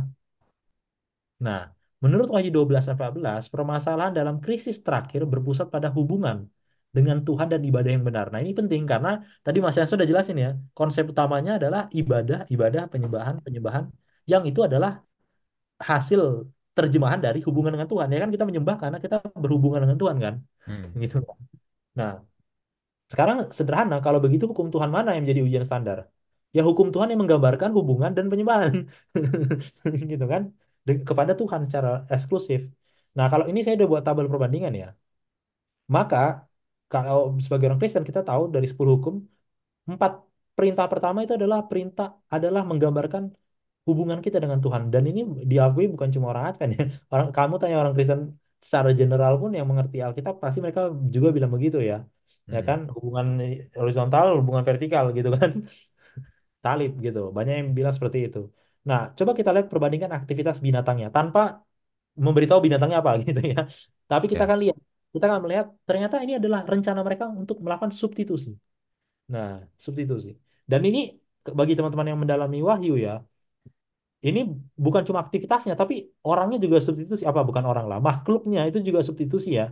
Di mana dari Wahyu 12 sampai 12 kita diberitahu ada 3 makhluk ya, naga, binatang dari laut, binatang dari darat. Yang itu Ya. adalah secara langsung substitusi terhadap Trinitas Tuhan, Allah Bapa, Ya. Allah Anak, dan Roh Kudus gitu ya. Nah, tapi kita nggak bahas sampai di sana. Nanti kalau mau baca itu boleh apa eksegesis tentang apa namanya penerangan tentang itu ya. Nah, tapi sekarang kita lihat aktivitasnya dulu. Di Wahyu 13 ayat 4 sampai 8 dibilang, ini saya baca secara cepat ya. Dan mereka menyembah naga itu karena ia memberikan kekuasaan kepada binatang itu. Dan mereka menyembah binatang itu sambil berkata, siapakah yang sama seperti binatang ini? Dan siapakah yang dapat berperang melawan dia? Lalu di ayat 8 dibilang, dan semua orang yang diam di atas bumi akan menyembahnya. Nah, itu adalah substitusi terhadap perintah pertama. Ya, Keluaran 23, jangan ada padamu Allah lain di hadapanku. Mereka bilang, siapa yang seperti dia? Ya, itu adalah Allah lain. Itu adalah arti dari Allah lain kan. Tuhan bilang, nggak ada Allah lain. Tapi mereka bilang, apa? Nggak ada yang lain daripada ini. Gitu Dan ya. disembah lagi. Coba lagi. Nah, ini ya. Jadi, Ya. selalu, apa namanya, korespondensinya adalah penyembahan gitu ya. Ini berarti pelanggaran hukum pertama ya. Anggaran hukum utama. Kita lihat Ya. aktivitasnya. Next. Wahyu 13 ayat 14 sampai 15 bilang, ia menyesatkan mereka yang diam di bumi dengan tanda-tanda yang telah diberikan kepadanya untuk dilakukannya di depan mata binatang itu. Dan ia menyuruh mereka yang diam di bumi supaya mereka membuat patung, mendirikan patung, untuk menghormati binatang yang luka oleh pedang namun yang tetap hidup itu. Dan kepadanya diberikan kuasa untuk memberikan nyawa kepada patung binatang itu. Sehingga patung binatang itu berbicara juga dan bertindak begitu rupa. Sehingga semua orang yang tidak menyembah patung binatang itu dibunuh. Lihat ya, membuat patung disembah. Perintah kedua, jangan membuat bagimu patung yang menyerupai apapun. Yang ada di langit, di atas, atau yang ada di bumi di bawah, atau yang ada di dalam air, di bawah bumi. Ya, patung-patung penyembahan. Sama ya, Pelanggaran pelanggaran perintah anggaran kedua ya. perintah kedua. Next, Wahyu 13 ayat 5 sampai 6. Dan kepada binatang itu diberikan mulut yang penuh kesombongan dan hujat. Kepadanya diberikan juga kuasa untuk melakukannya 42 bulan lamanya. Nah, tadi kita udah bahas 42 bulannya ya. Lalu ia membuka mulutnya untuk menghujat Allah, menghujat namanya, dan kemah kediamannya, dan semua mereka yang diam di surga. Mulut dipakai untuk menghujat. Perintah ketiga, jangan menyebut nama Tuhan Allahmu dengan sembarangan, sebab Tuhan memandang bersalah orang yang menyebut namanya dengan sembarangan ya.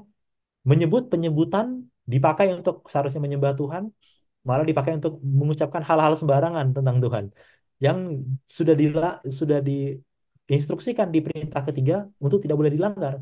Ini adalah bukti apa? Pelanggaran perintah ketiga, Hmm. substitusi perintah ketiga, gitu ya. Nah, masuklah Wahyu 13 ayat 16. Dan ia menyebabkan sehingga kepada semua orang kecil atau besar, kaya atau miskin, merdeka atau hamba, diberikan tanda pada tangan kanan atau pada dahinya, dan tidak seorang pun dapat membeli atau menjual selain daripada mereka yang memakai tanda itu.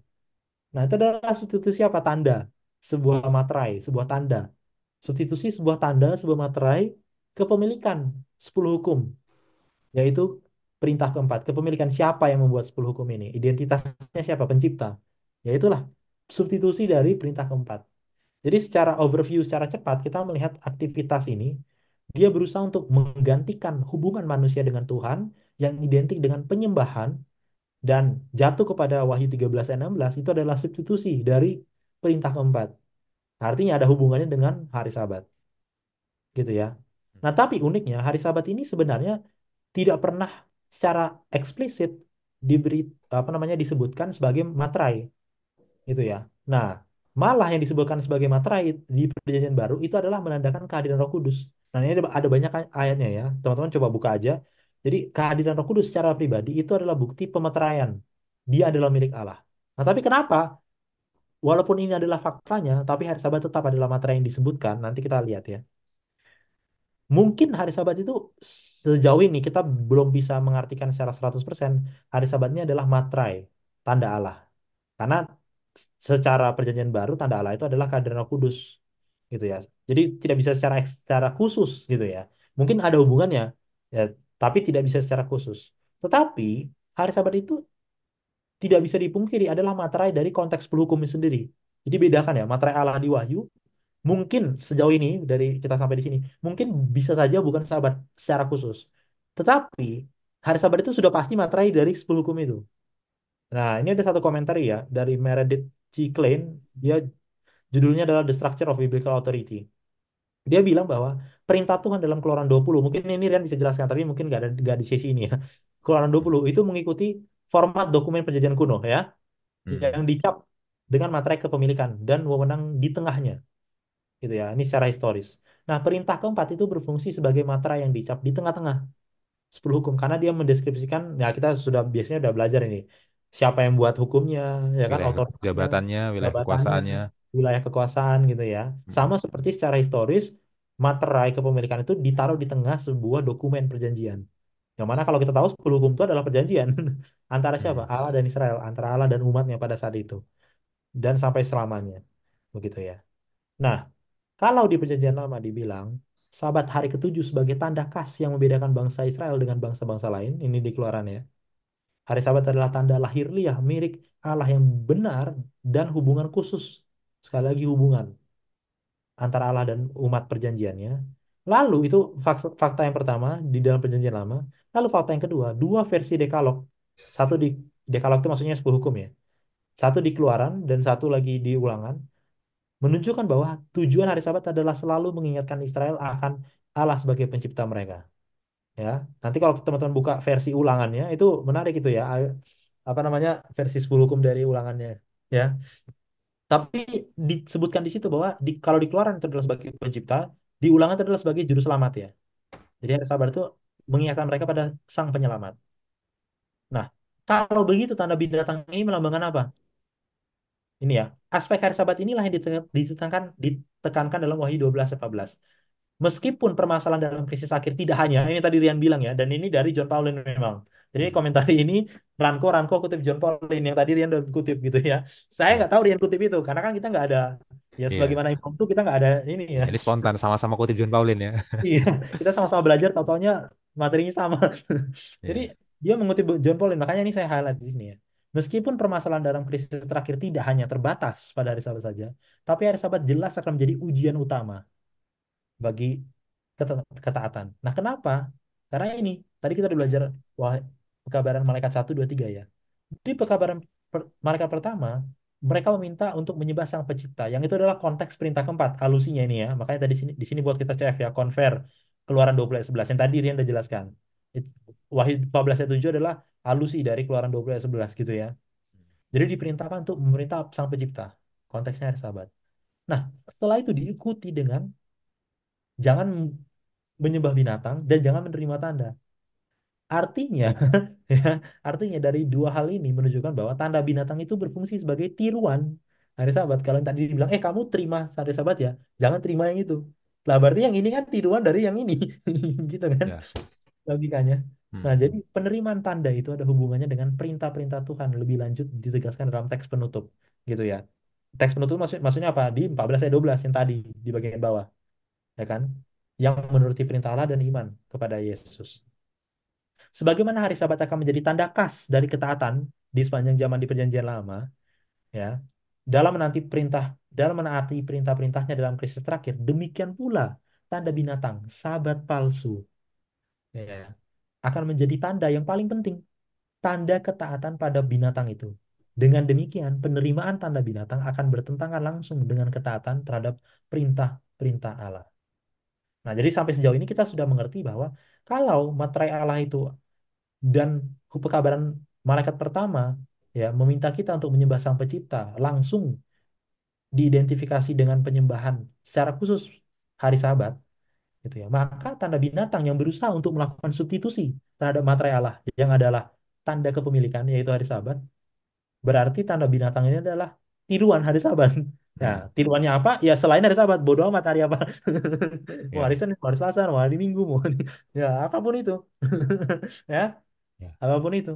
Ya, karena kalau teman-teman tahu, kekristenan lain, walaupun mereka beribadah hari Minggu, ada juga spektrum lain yang bilang, "Ya, saya beribadah hari apa aja, nggak juga hari Minggu." Ya, podo ae. Pokoknya, selain penyembahan pengudusan hari Sabat, itu adalah tiruan hari Sabat. Hmm. Begitu. Nah, kalau begitu, ini bagian terakhir ya. Apa maksudnya tangan kanan dan dahinya? Karena tadi di Wahyu kan dibilang tuh. Nah, kita scroll balik ke belakang sedikit ya. Dibilang diberi tanda pada tangan kanannya atau pada dahinya. Nah, ini maksudnya apa? Gitu ya. Ini maksudnya apa?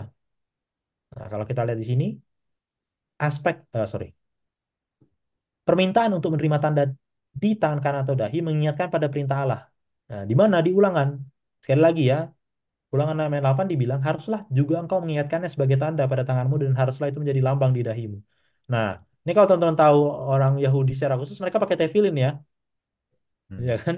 Nah, Ya mungkin tef dilihatin nah, gambarnya kita biar kita orang-orang coba tahu. search ya, tefillin. Nah ini dia. Ah, Iya. jadi bagi orang Yahudi ketika mereka baca ini turun temurun ya. Mereka secara literal mereka pakai tanda di dahi dan juga di tangan kanannya. Ini adalah apa eh inscribekan ini ya perintah Tuhan ya Rian ya di Iya, bulu jadi tefil ini memang dilakukan oleh orang Yahudi untuk melaksanakan ulangan 6 ayat 8 secara harafiah. secara literal ya. Tapi mereka menganggap teflin ini mengingatkan maknanya. Ya benar. Ya, jadi bukan berarti dengan mereka melakukan yang literal, mereka jadi nggak tahu kalau maknanya adalah penurutan pada hukum. Hmm, Nah, jadi kalau kita nanti tanya orang Yahudi, mereka lakukan secara literal, tapi mereka tahu bahwa ini melambangkan yang di dahi itu melambangkan penurutan, di tangan melambangkan apa yang dikerjakan. Karena ya kalau kita lihat kotaknya itu Bill yang ini ya. di atas kepala, itu isinya adalah Shema Israel. Hmm, Shema Israel isinya. Ulangan ayat 4. Jadi Shema Israel harus ada di kepala mereka. Itu juga ada di lengan mereka, Shema Israel.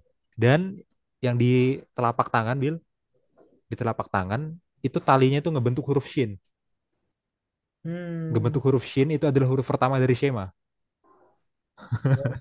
Ngebentuk huruf Shin. Jadi bukan berarti kalau mereka melakukan isyarat harafiah, mereka menghilangkan makna rohaninya.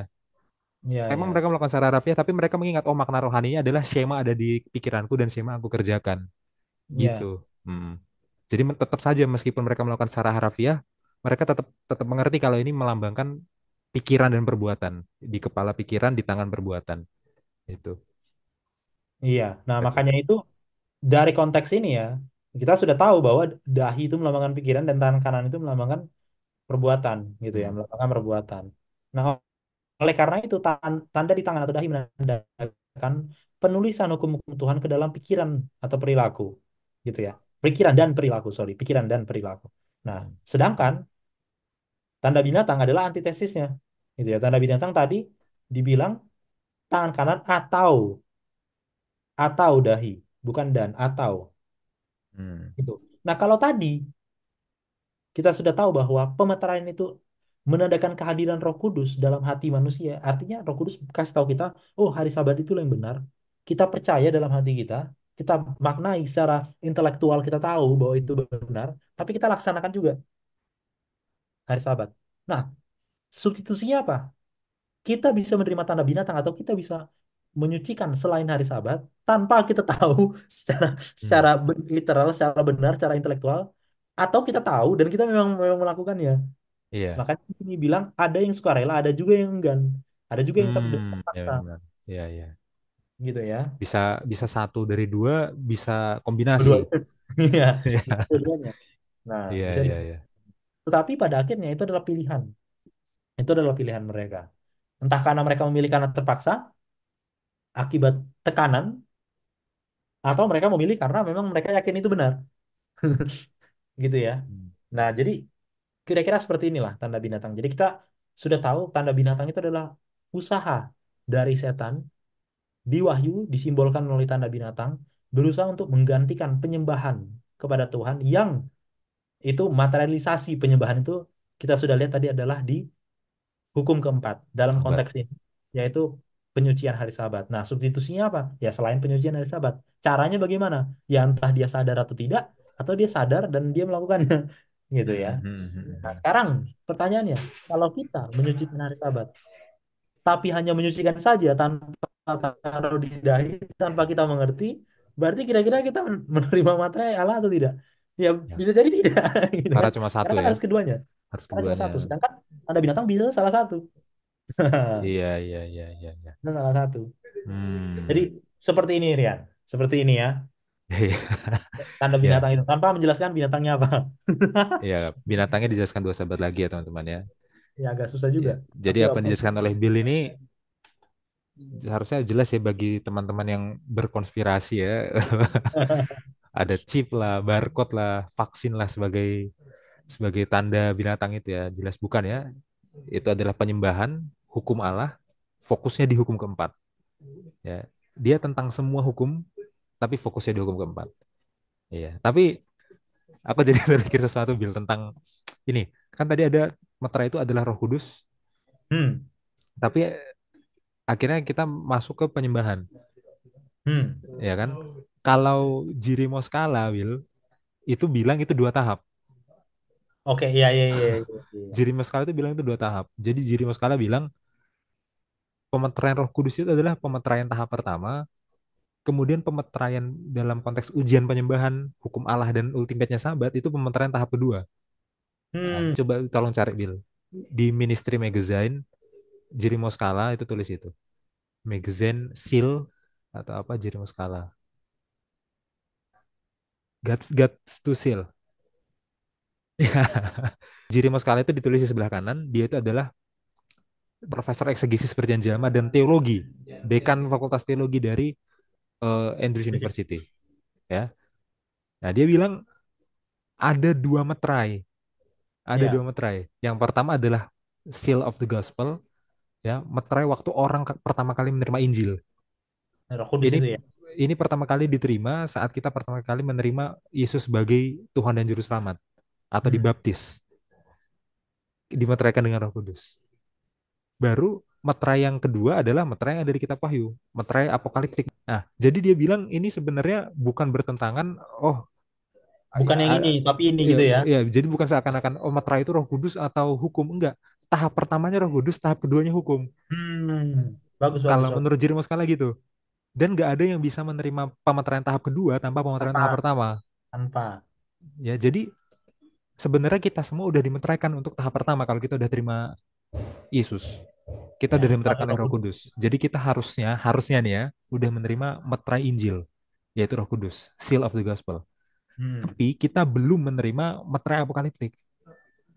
Nah, untuk menyiapkan kita menerima meterai apokaliptik, ya, penurutan agama hukum Allah, pusatnya sahabat, kita harus sudah menerima meterai Injil dulu, yaitu Roh Kudus. Iya, iya. Nah, jadi di sini utamanya Jirimus Kala membandingkan meterai Roh Kudus itu di surat Efesus, Efesus 4, ya, Efesus 4, dan meterai apokaliptik itu ya ini, Wahyu 13 dan Wahyu 14. Kak, kalau aku baca komentarnya Ranko, dia mungkin dia nggak side, aku nggak tahu ya. Aku soalnya kan untuk Wahyu 13-14 ini ada 80-an citasi gitu untuk bab ini aja gitu. Jadi mungkin aku nggak baca satu-satu dia citasi Jiri Moskala atau tidak gitu. Cuma maksudnya dia aware bahwa si Ranko ini aware bahwa ada eh, bukan penerjemahan, ada tafsiran seal itu artinya Roh Kudus gitu. Makanya tadi dia Hmm. include Roh Kudus. Nah, kalau di bacaan yang tadi, kalau teman-teman baca halaman 219 atau berapa aku lupa, dia bilang bahwa di tahap ini kita nggak bisa secara cepat mengartikan itu. Dia harus dia nggak bisa dia bilang secara cepat kita tidak bisa secara langsung mengartikan oh tanda meterai Allahnya adalah hari Sabat gitu. Nggak bisa Hmm. karena kita harus menyadari dulu bahwa term meterai Allah itu di perjanjian di Alkitab sendiri Hmm. itu adalah Roh Kudus. Baru dia jelaskan Roh Kudus itu maksudnya apa, bla bla bla bla bla bla bla. Oh iya, Kalau kalau lu tanya dia membedakan tidak, tapi kalau lu tanya dia menghubungkan, tidak secara literal dia menghubungkan ini tahap pertama, ini tahap kedua. Tapi dia aware bahwa ini artinya ini adalah ini adalah semacam yang diterangkan di dalam Alkitab bahwa harus ada Roh Kudus. Tapi kalau lu tanya di Wahyu sendiri eksegesis dia nggak ada menghubungkan iya, ini tahap pertama baru ini nggak kayak gitu. iya. Tapi Kalau dia nggak jadi, mendinai, dia nggak ya, mendinai kalau ini enggak, ini artinya ini enggak. Dia nggak ya. eksklusif gitu. Kalau Jeremy Moskala itu mengeksegesis Efesus 4 dulu. Dan Hmm, konteks Efesus 4 itu adalah waktu pertama kali menerima Injil. ya ya ya ya. Konteksnya. Jadi konteksnya Efesus 4 itu adalah bukan konteks apokaliptik. Sementara konteksnya Wahyu 13 dan Wahyu 14 konteksnya apokaliptik. Apokaliptik Jadi benar. ada tahap di mana semua orang memang menerima Injil itu nggak harus di masa apokaliptik, di masa akhir zaman. Ya, Nah, semua orang dapat itu. Tapi dari semua orang yang sudah mendapatkan meterai Roh Kudus saat menerima Yesus, saat pertama kali menerima Injil, menuju ke akhir zaman, tantangannya akan menjadi pemeteraian tahap 2. Ya, hmm, menurutku ini cukup ini ya, cukup solid ya pembedaan tahap yang dilakukan oleh Jeremy Scala karena dia melihat konteksnya Efesus 4-nya dulu. iya. Nah, tapi Itu. kalau lu bilang dua tahap, sebenarnya orang kok agree ya kan dua tahap karena dia nggak bahas itu di Wahyu 14 ini, dia bahas itu di Wahyu 7. Hmm. Pada saat dia ngomong tentang 144.000, dia bilang ini kan dimeteraikan. Nah, apa bedanya meterai ini dengan meterai-meterai Allah atau tanda-tanda Allah sebelumnya? Nah, dia bilang meterai ini adalah meterai secara khusus menjelang akhir zaman. Nah, jadi Hmm. dia nggak secara eksplisit bilang, oh berarti yang menjelang yang menerima Yesus itu cuma yang ini aja. Enggak, sebelumnya orang udah menerima Yesus, tapi ini adalah secara khusus bagi mereka yang Hmm. apokaliptik, yang bagi mereka yang menerima akhir zaman. Nah, kalau itu konteksnya, dia bahas itu di Wahyu 7. Tapi kalau secara khusus dia membandingkan ini tahapnya enggak. Tapi kalau aku baca mungkin maksudnya sama gitu ya. Mungkin Iya, maksudnya iya. sama. Karena kan pembahasan eh, apa namanya Jiri Moskala ini kan tematik kan. Dia nggak bahas buku secara khusus kan. Iya, iya. Ya, dia lebih ke biblical theology, dia nggak satu buku kitab Wahyu Iya, doang. Hmm. iya, iya. Oh, tapi bagus ini. Nanti viewer bisa. Coba ya. Ya. Nah, ini aku jelas penjelasan Jiri Moskala. Nah, ini ya. Hmm. Ya, tapi inilah belajar ya. Kita udah belajar Ya, gini aja. Oh, masih kita harus baca lagi berarti. Kita harus ini iya. lagi. Ya, aku Ya. pertama baca ini waktu sekolah sahabat tahun lalu belajar surat Efesus sekolah sahabatnya. Aku ingat Mm-mm. itu. Waktu sampai ke Efesus 4, ini aku ingat betul waktu sampai Efesus 4 kok ada meterai. Ya. Terus yang di kitab Wahyu itu apa? Kok ini meterai Roh Kudus? Itu aku bingung. Nah, ketemulah tulisan Jeremias kali yang ini. Di situlah oh, ini berhubungan tapi yang meterai Roh Kudus ini awal terima Injil, awal terima Yesus, yang satunya menjelang akhir zaman. Apokaliptik eskatologis itu. Karena memang waktu itu penulis sekolah sahabat Efesus yang waktu itu John McVeigh kutip Jeremias Kala untuk ini. Ya, berarti mungkin dia Padahal padahal dia pakar kitab Efesus dan Jeremias Kala pakar perjanjian lama. ya.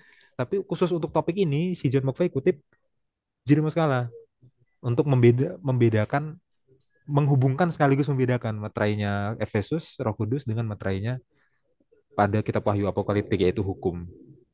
Aku Hmm. ingat ini aku belajar waktu sekolah sahabat Efesus. Iya, Gitu. aku juga ingat waktu itu kita bahas tentang ini di Iya. di Ya ingat Moho. ya, aku udah pernah kasih Ya, tahu kan. iya, Ya. di Moho iya. Tapi bagus sih, bagus sih. Oke, ada lagi yang mau ditambahkan? Udah sih, udah. Udah, Udah kita masuk ke pertanyaan. pertanyaan hari Jumat. Tara tara tara.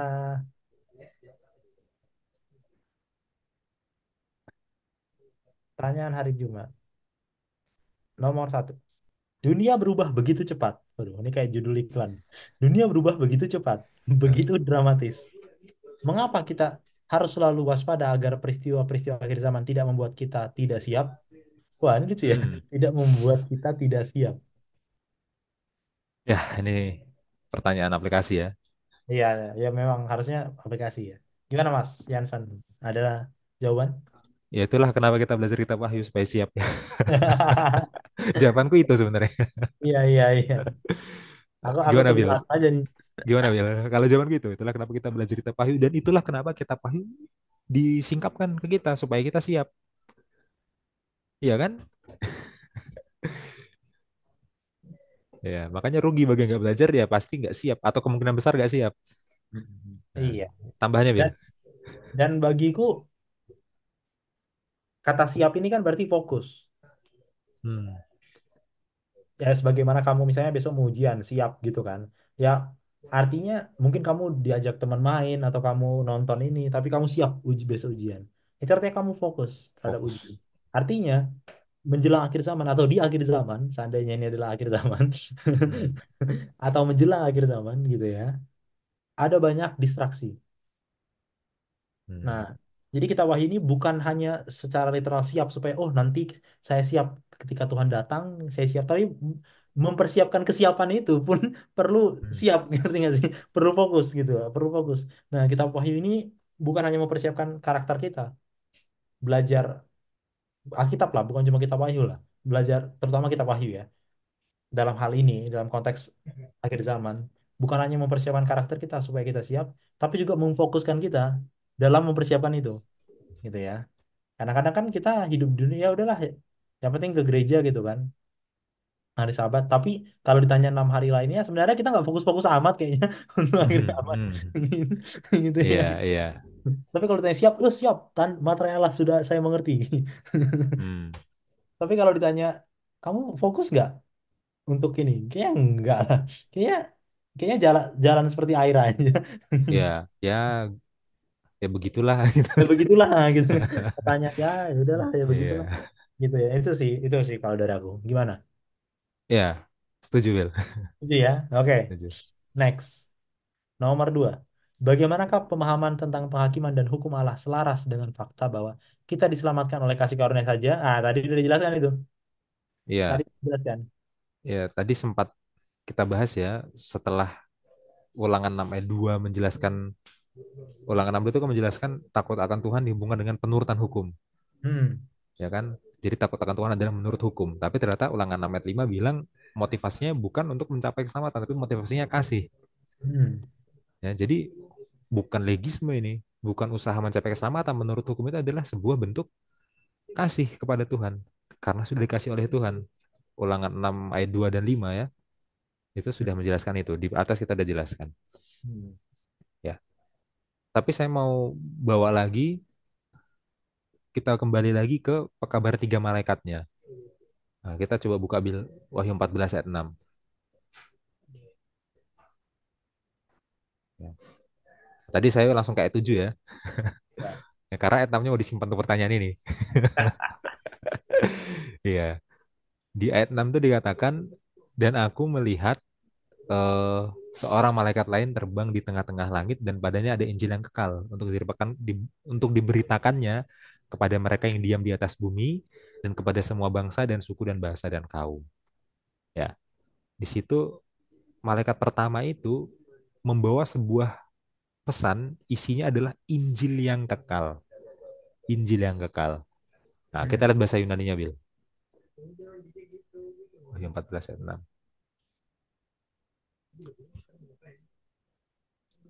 Iya.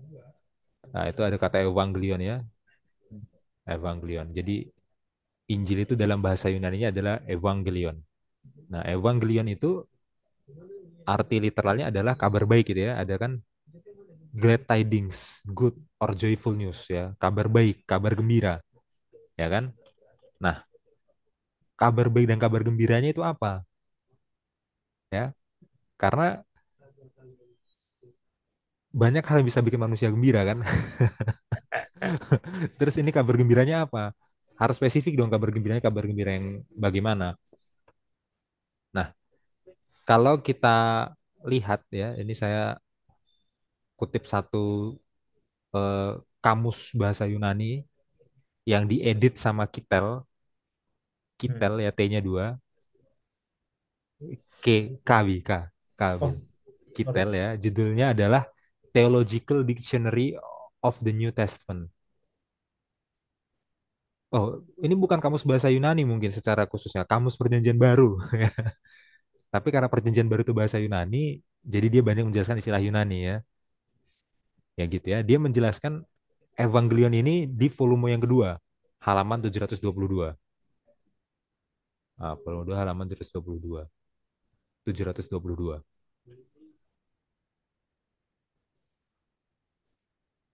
Oke. Iya. Nah, Evangelion ini digunakan dalam abad pertama, digunakan sebagai percakapan sehari-hari. Jadi meskipun ini dipakai di Alkitab, bukan berarti orang berbahasa Yunani di zaman itu kalau nggak baca Alkitab mereka nggak pakai kata ini. Hmm. Sama kayak Alkitab bahasa Indonesia, yang pakai bahasa Indonesia bukan yang baca Alkitab, bukan cuma yang baca Alkitab, sorry. Bahasa Indonesia dipakai semua orang berbahasa Indonesia, tapi ada Alkitab diterjemahkan ke bahasa Indonesia, kira-kira gitulah. Sama. Alkitab Perjanjian Baru ditulis dalam bahasa Yunani. Tapi yang pakai bahasa Yunani bukan cuma orang yang membaca Perjanjian Baru, bukan cuma orang Kristen, ya. Nah, dalam konteks abad pertama, ya, kata evangelion, berita baiknya itu adalah sebuah berita baik untuk mengekspresikan kemenangan, ya. Jadi bukan kabar baik secara umum, karena kabar baik itu kan bisa banyak banyak hal yang menurut kita kabar baik dalam kehidupan ini kan. Iya, Tapi orang dalam, sakit bisa jadi kabar baik bagi kita, bisa jadi. nah, kalau motivasinya jelek ya, tapi secara umum bahasa ini, bahasa Yunani ini dipakai di abad pertama dan kata evangelion digunakan di abad pertama itu untuk ekspresi kemenangan, berita kemenangan. Wah, sudah ada kemenangan, konteks perang, ada kemenangan. Itu evangelion, itu kabar baik itu. Dan ini dipakai bukan hanya di Alkitab. Seluruh orang berbahasa Yunani zaman itu, Kristen gak Kristen, baca perjanjian baru atau nggak baca perjanjian baru, bahasa Yunaninya evangelion emang artinya ini. Gitu. Oke. Secara lebih khusus dalam konteks sejarahnya ya, Josephus, sejarawan Yahudi yang terkenal pada abad pertama ya, Hmm. Yahudi Helenis dia, jadi orang Yahudi yang ke Yunani-Yunanian, dalam bukunya judulnya Antiquities ya. Nah, mungkin tulis dulu. Ya udah. Ya, Antiquities 18, Antiquities buku 18 ya, halaman 228 dan 229. Nah, di situ menjelaskan kabar baik ekspresi kemenangan ini itu terkait dengan apa? Dengan kematian musuh. Ya, jadi menang perang musuhnya mati, itu secara konteks sejarah. Josephus menjelaskan Evangelion maknanya itu kematian musuh atau kedatangan Kaisar Roma untuk menyelamatkan bangsa-bangsa jajahannya Roma ini dan membawa kedamaian di seluruh wilayah jajahan Roma. Nah, itu yang disebut dalam bahasa Latin Pax Romana, apa kedamaian di seluruh jajahan Roma. Ya, jadi dari konteksnya, bahkan ini non Alkitab, hanya Hmm. konteks penggunaan umum di zaman itu aja. Evangelion itu artinya menang perang. Setelah menang perang musuhnya mati. Kalau nggak musuhnya mati, kaisarnya datang. Menang perang musuhnya mati, kaisarnya datang. Jadi kabar baik itu apa? Kabar baiknya bagi konteks Kristen apa berarti? Ada peperangan, ada pertentangan besar Hmm. antara Kristus dan setan. Jadi kabar baiknya adalah Kristus atau Yesus menang melawan setan, itu kabar baiknya. Ya, karena Kristuslah kaisarnya kita, menang lawan setan dan setannya mati, itu kabar baiknya. Kalau kita lihat dari konteks penggunaan di zaman itu, gitu ya, kita Hmm. bawa ke dalam konteks kitab Wahyunya. Berarti kan keselamatan ini cuma didapatkan melalui Kristus yang mengalahkan setan dan setannya mati. Jadi kabar baiknya adalah bukan kita yang menang secara kekuatan kita sendiri, Hmm. tapi ada yang sudah mengalahkan si setan itu, ya siapa? Kaisar kita, Yesus. Dan setannya mati. Jadi bahkan sebelum malaikat pertama bilang takutlah akan Allah, kemudian muliakanlah dia karena telah tiba saat penghakimannya, sembahlah Allah, semuanya berhubungan dengan hukum gitu ya. Sebelum ngomong itu, malaikat pertama menjelaskan dulu bahwa kabar baiknya itu adalah Kristus sudah mengalahkan setan, kaisar sudah mengalahkan musuh, musuhnya sudah mati, setannya sudah mati, gitu loh. Jadi penurutan akan hukum itu bukan ini, bukan sebuah usaha untuk mencapai keselamatan, bukan itu kabar baiknya. Kabar baiknya kita sudah diselamatkan dulu. Di ayat 6 sudah diselamatkan dulu oleh kaisar kita, oleh Yesus. Sudah dibunuh dulu setannya. Sudah menang dulu perang Yesus. Baru respon kita adalah takut akan Allah, muliakanlah dia menurut hukum. menurutku adalah respon akan keselamatan yang sudah diberikan, respon akan kabar baik, bukan usaha untuk mencapai kabar baiknya itu sendiri. Ya, jadi Injil itu ya memang keselamatan dari Yesus, bukan perbuatan kita. Tapi respon dari Injil adalah perbuatan kita menurut hukum. Itu. Makanya membaca Wahyu 14 ayat 7 harus dibaca dari ayat 6. Kabar baiknya ini apa dulu? Injilnya apa dulu? Baru takut akan Allah, muliakanlah dia menurut hukum. Itu dari Mm-mm. aku, Bil. Ya, tujuh. Ya, ada tambahan, Bil? Ya, tambahanku nanti di kitab Roma, di khotbah sahabat ini. Oh ya, bagi saudara-saudara yang mungkin mau ke Jogja ya, di Gak jemaat. mungkin. Kan penonton kita ada yang dari Jogja memang. Oh iya Oh ya. iya, yang mau ke Jogja di Jemaat Timoho Yogyakarta ya, GMAHK Timoho Yogyakarta, sahabat ini Bil akan khotbah dari Roma ya. Dan itu adalah hubungan antara hukum, kemudian keselamatan, dan lain-lain, dan kasih karunia gitu ya. Ya. Itu dia. Oke, Tapi ini lanjut aku Bil. setuju. Aku setuju. Mantap. Oke. Terima kasih. Nomor tiga. Dalam cara-cara apakah Anda dapat bersaksi kepada mereka yang tidak memahami pentingnya Sabat yang sejati dan dengan tulus memelihara hari Minggu, hari pertama dalam sepekan? Waduh. Hmm. Gimana? Lu dulu atau gua dulu? Ya, aku dulu boleh lah. Oke. Ya, memang ada ya orang-orang yang melihara hari Minggu itu dengan ketulusan. Iya. Benar-benar itu bukan bukan dengan sengaja niat jelek gitu loh. Iya. Atau sengaja niat jahat, bukan. Mereka memelihara hari Minggu itu benar-benar tulus ingin menyembah Tuhan, ingin menyembah Yesus, ya. Jadi kita nggak bisa langsung dengan keras gitu ya, Judgmental gitu ya. judgmental gitu. Karena niat mereka itu mau benar-benar tulus. Oh, aku mau menyembah Tuhan, Yesus, Yesus menebusku. Cuma mereka yang nggak tahu aja gitu, kalau itu harinya salah gitu ya. Itu bukan hari penciptaan hari Minggu itu, gitu kan? Hari penciptaan, hari Sabat ya. Ya, kalau cara bersaksi aku belum ada pengalaman yang spesifik ya selain cerita. Hmm. Ya, jadi ada yang bertanya, aku ceritakan, dan mungkin ya pengalamannya akhirnya Pengaruh. dari kehidupan akhirnya, Ya. dengan integritas kita, misalkan ada pekerjaan di hari Sabtu ya, yang sebenarnya bisa jadi untung buat kita tapi nggak kita ambil, ya itu jadi kesaksian bagi orang ya, jadi Iya. kesaksian bagi orang ya. Yang sejauh ini aku lakukan belum banyak, sangat sedikit ya, ya kesaksian hidup, dan kalau orang tanya menjelaskan ya hanya itu. Hmm. Hmm. Selain itu belum bisa ngomong banyak-banyak. Tambahan dari Bill. Silakan Bill. Kalau dari ya aku juga sama sih. Aku juga Iya. sama sih. Yang pertama pasti melalui integritas lah, karena integritas itu apa yang kita lakukan itu yang dilihat orang, gitu kan. Apa yang kita lakukan itu yang dilihat orang, bahkan keseharian kita pun dilihat orang, gitu. Tanpa kita harus kasih tahu kita ke gereja gitu. Contohnya Hmm. ya ibu kos. Hmm. Kita tahu kalau kita hari Sabtu keluarin motor, panasin, Pakai baju terus bagus. baju bagus, tiba Iya. biasanya bajunya jelek semua gitu. Iya. Tiba-tiba satu hari ini spesial, terus biasanya pulangnya sampai malam, sampai sore. Hmm. Itu itu dari kehidupan. Dan yang kedua adalah mampu menjelaskan. Nah, kalau dari kehidupan saya nggak terlalu berbicara banyak karena ya biarlah apa yang kita lakukan menghakimi kita sendiri begitu kan, secara Hmm. pribadi.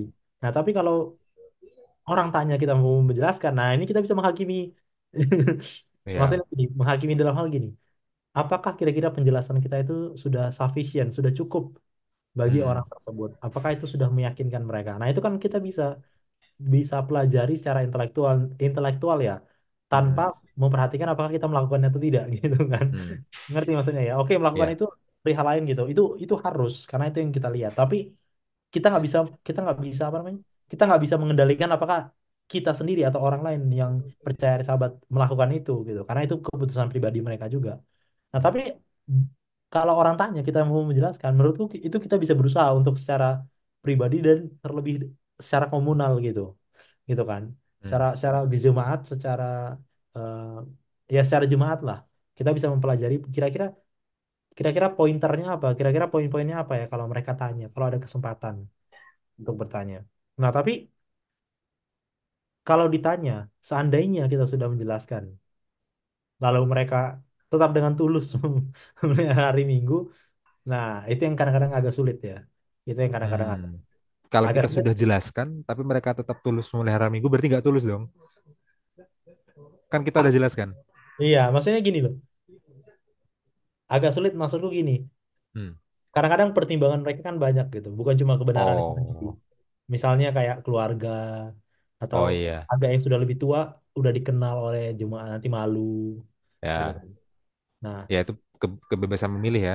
ya tapi bagi Kebebasan kita memilih. hal-hal semacam itu jangan jangan melenyapkan api kita dalam bersaksi itu sih yang mau kita highlight. Oke, whether mereka lanjut atau tidak atau apa, tapi itu jangan jangan melenyapkan api kita dalam bersaksi. Nah, tapi kalau misalnya kita menjelaskan, menurutku strateginya adalah kita harus berpatokan dia dengan tulus dulu. Kenapa? Karena kadang-kadang kita kasih tahu nih yang benar. Kita asumsi bahwa, wah kamu ini pasti ikut-ikutan. Nah, jadi nanti kesaksian kita tuh jadi merendahkan dia, ngerti gak sih? Hmm. Kayak asumsi kita adalah, oh ini orang muda, misalnya lah orang muda, ini pasti ikut-ikutan karena di sana mungkin konser ibadahnya. Atau Hmm. misalnya dari orang tua. Jadi asumsi negatif itu di pikiran kita, sehingga kadang-kadang kita menjelaskan itu hanya secara intelektual aja, kita nggak menjamah hatinya gitu loh. Nah, Hmm. mungkin ada lebih baik ketika kita bersaksi itu kita juga Halo Bill. berpikir jangan-jangan memang tulus ini dia Oh ya, ya halo ya jadi ya, ya aspek lanjut lanjut. merendahkan dia mas ya jadi aspek merendahkan dia terhadap pilihannya gitu ya itu nggak kita Hmm. lakukan lah pada saat kita menjelaskan itu sih yang Ya, berbahaya kadang-kadang. ya itu bagus banget ya. Ya itu juga yang menjadi pengalaman ya dalam ada apa namanya salah satu pelayanan itu kan pelayanan namanya apologetik ya. Ya, Apologetik itu mempertanggungjawabkan iman dengan penjelasan gitu ya. Itu apologetik ya. Apologetik itu bukan ini ya, bukan perang ya, bukan kita berdebat lalu merendahkan satu mau itu. berkelahi sama orang itu ya, tapi apologetik itu adalah kita memberi pertanggungjawaban bisa, bantahan bisa, tapi itu sebenarnya adalah seni juga untuk menjangkau hatinya, bukan kita mau mengalahkan dia tujuannya. Ya, Seakan-akan habis lu gua kalahin, lu pasti gua bungkam dengan argumen gue yang sangat kuat ini. iya, Itu bukan mau menjangkau dia, itu emang pengen bikin dia kalah aja gitu. Ya bagus ya, karena aspek menjangkau hati itu dari Bill ya.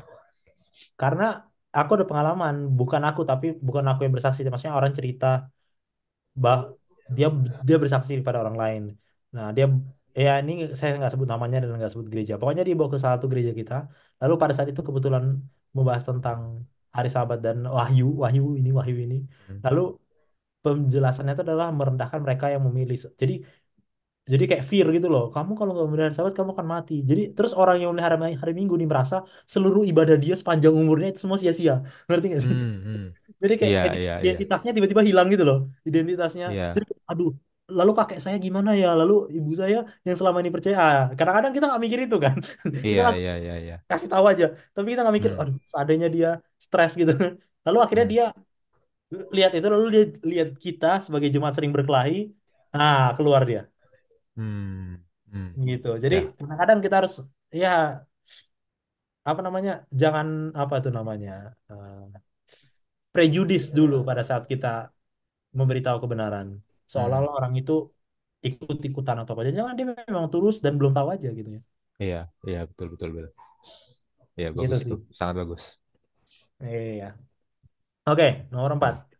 Oh, ini aku tambah sedikit sambil menjaga.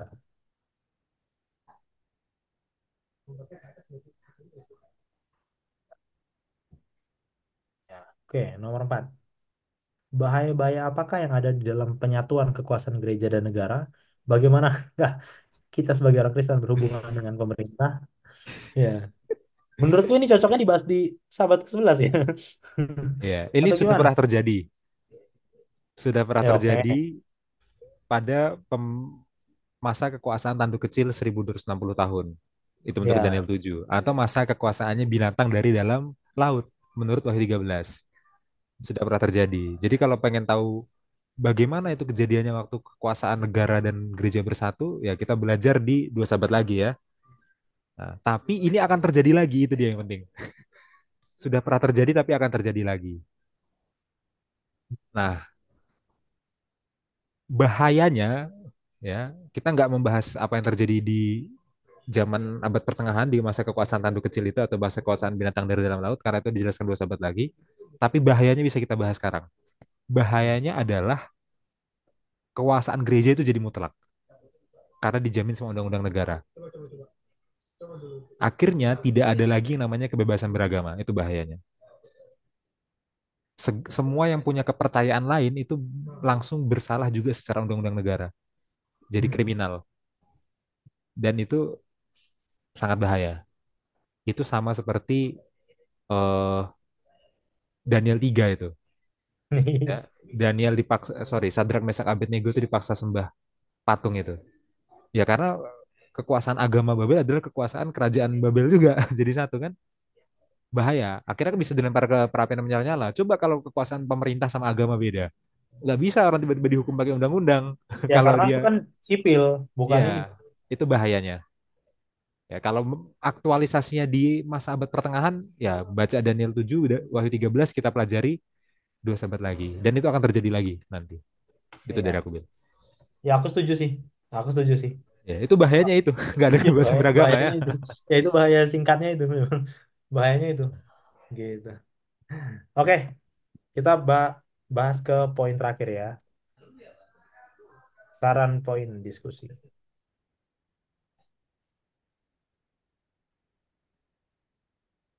Oke, An? Iya, supaya pelajaran ini nggak terputus dengan penghakiman Daniel 7 dan Daniel 8 ya, Hmm. harus jelaskan secara singkat paralelnya Wahyu 13 dan 14 dengan Daniel 7.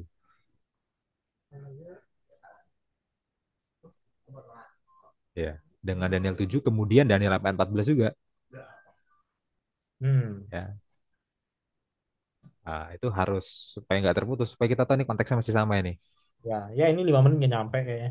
Bisa kurang dari 5 menit ya. Iya. Habis itu pekabaran 3 malaikat fokus pada pekabaran malaikat pertama. Karena waktu terbatas kan,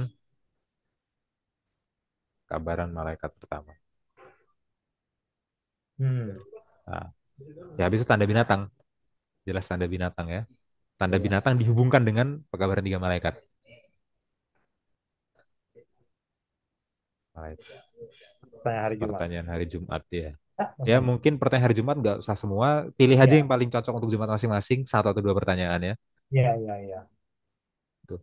Menyesuaikan lah, menyesuaikan. Hmm. Atau kalau nggak sempat ya nggak apa-apa juga kalau nggak. Ya sebenarnya tadi udah sempat disinggung-singgung sih di Iya.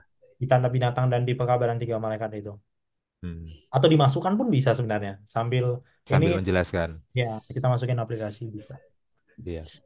Oke kan? Ada lagi? Ya udah dari aku udah. Dah. Ya. Oke teman-teman, sampai di sini pelajaran kita. Iya. Eh, menarik sekali pelajaran ini, semakin lama semakin menarik ya. Karena kenapa semakin lama semakin menarik? Karena semakin lama semakin dekat dengan zaman kita berada.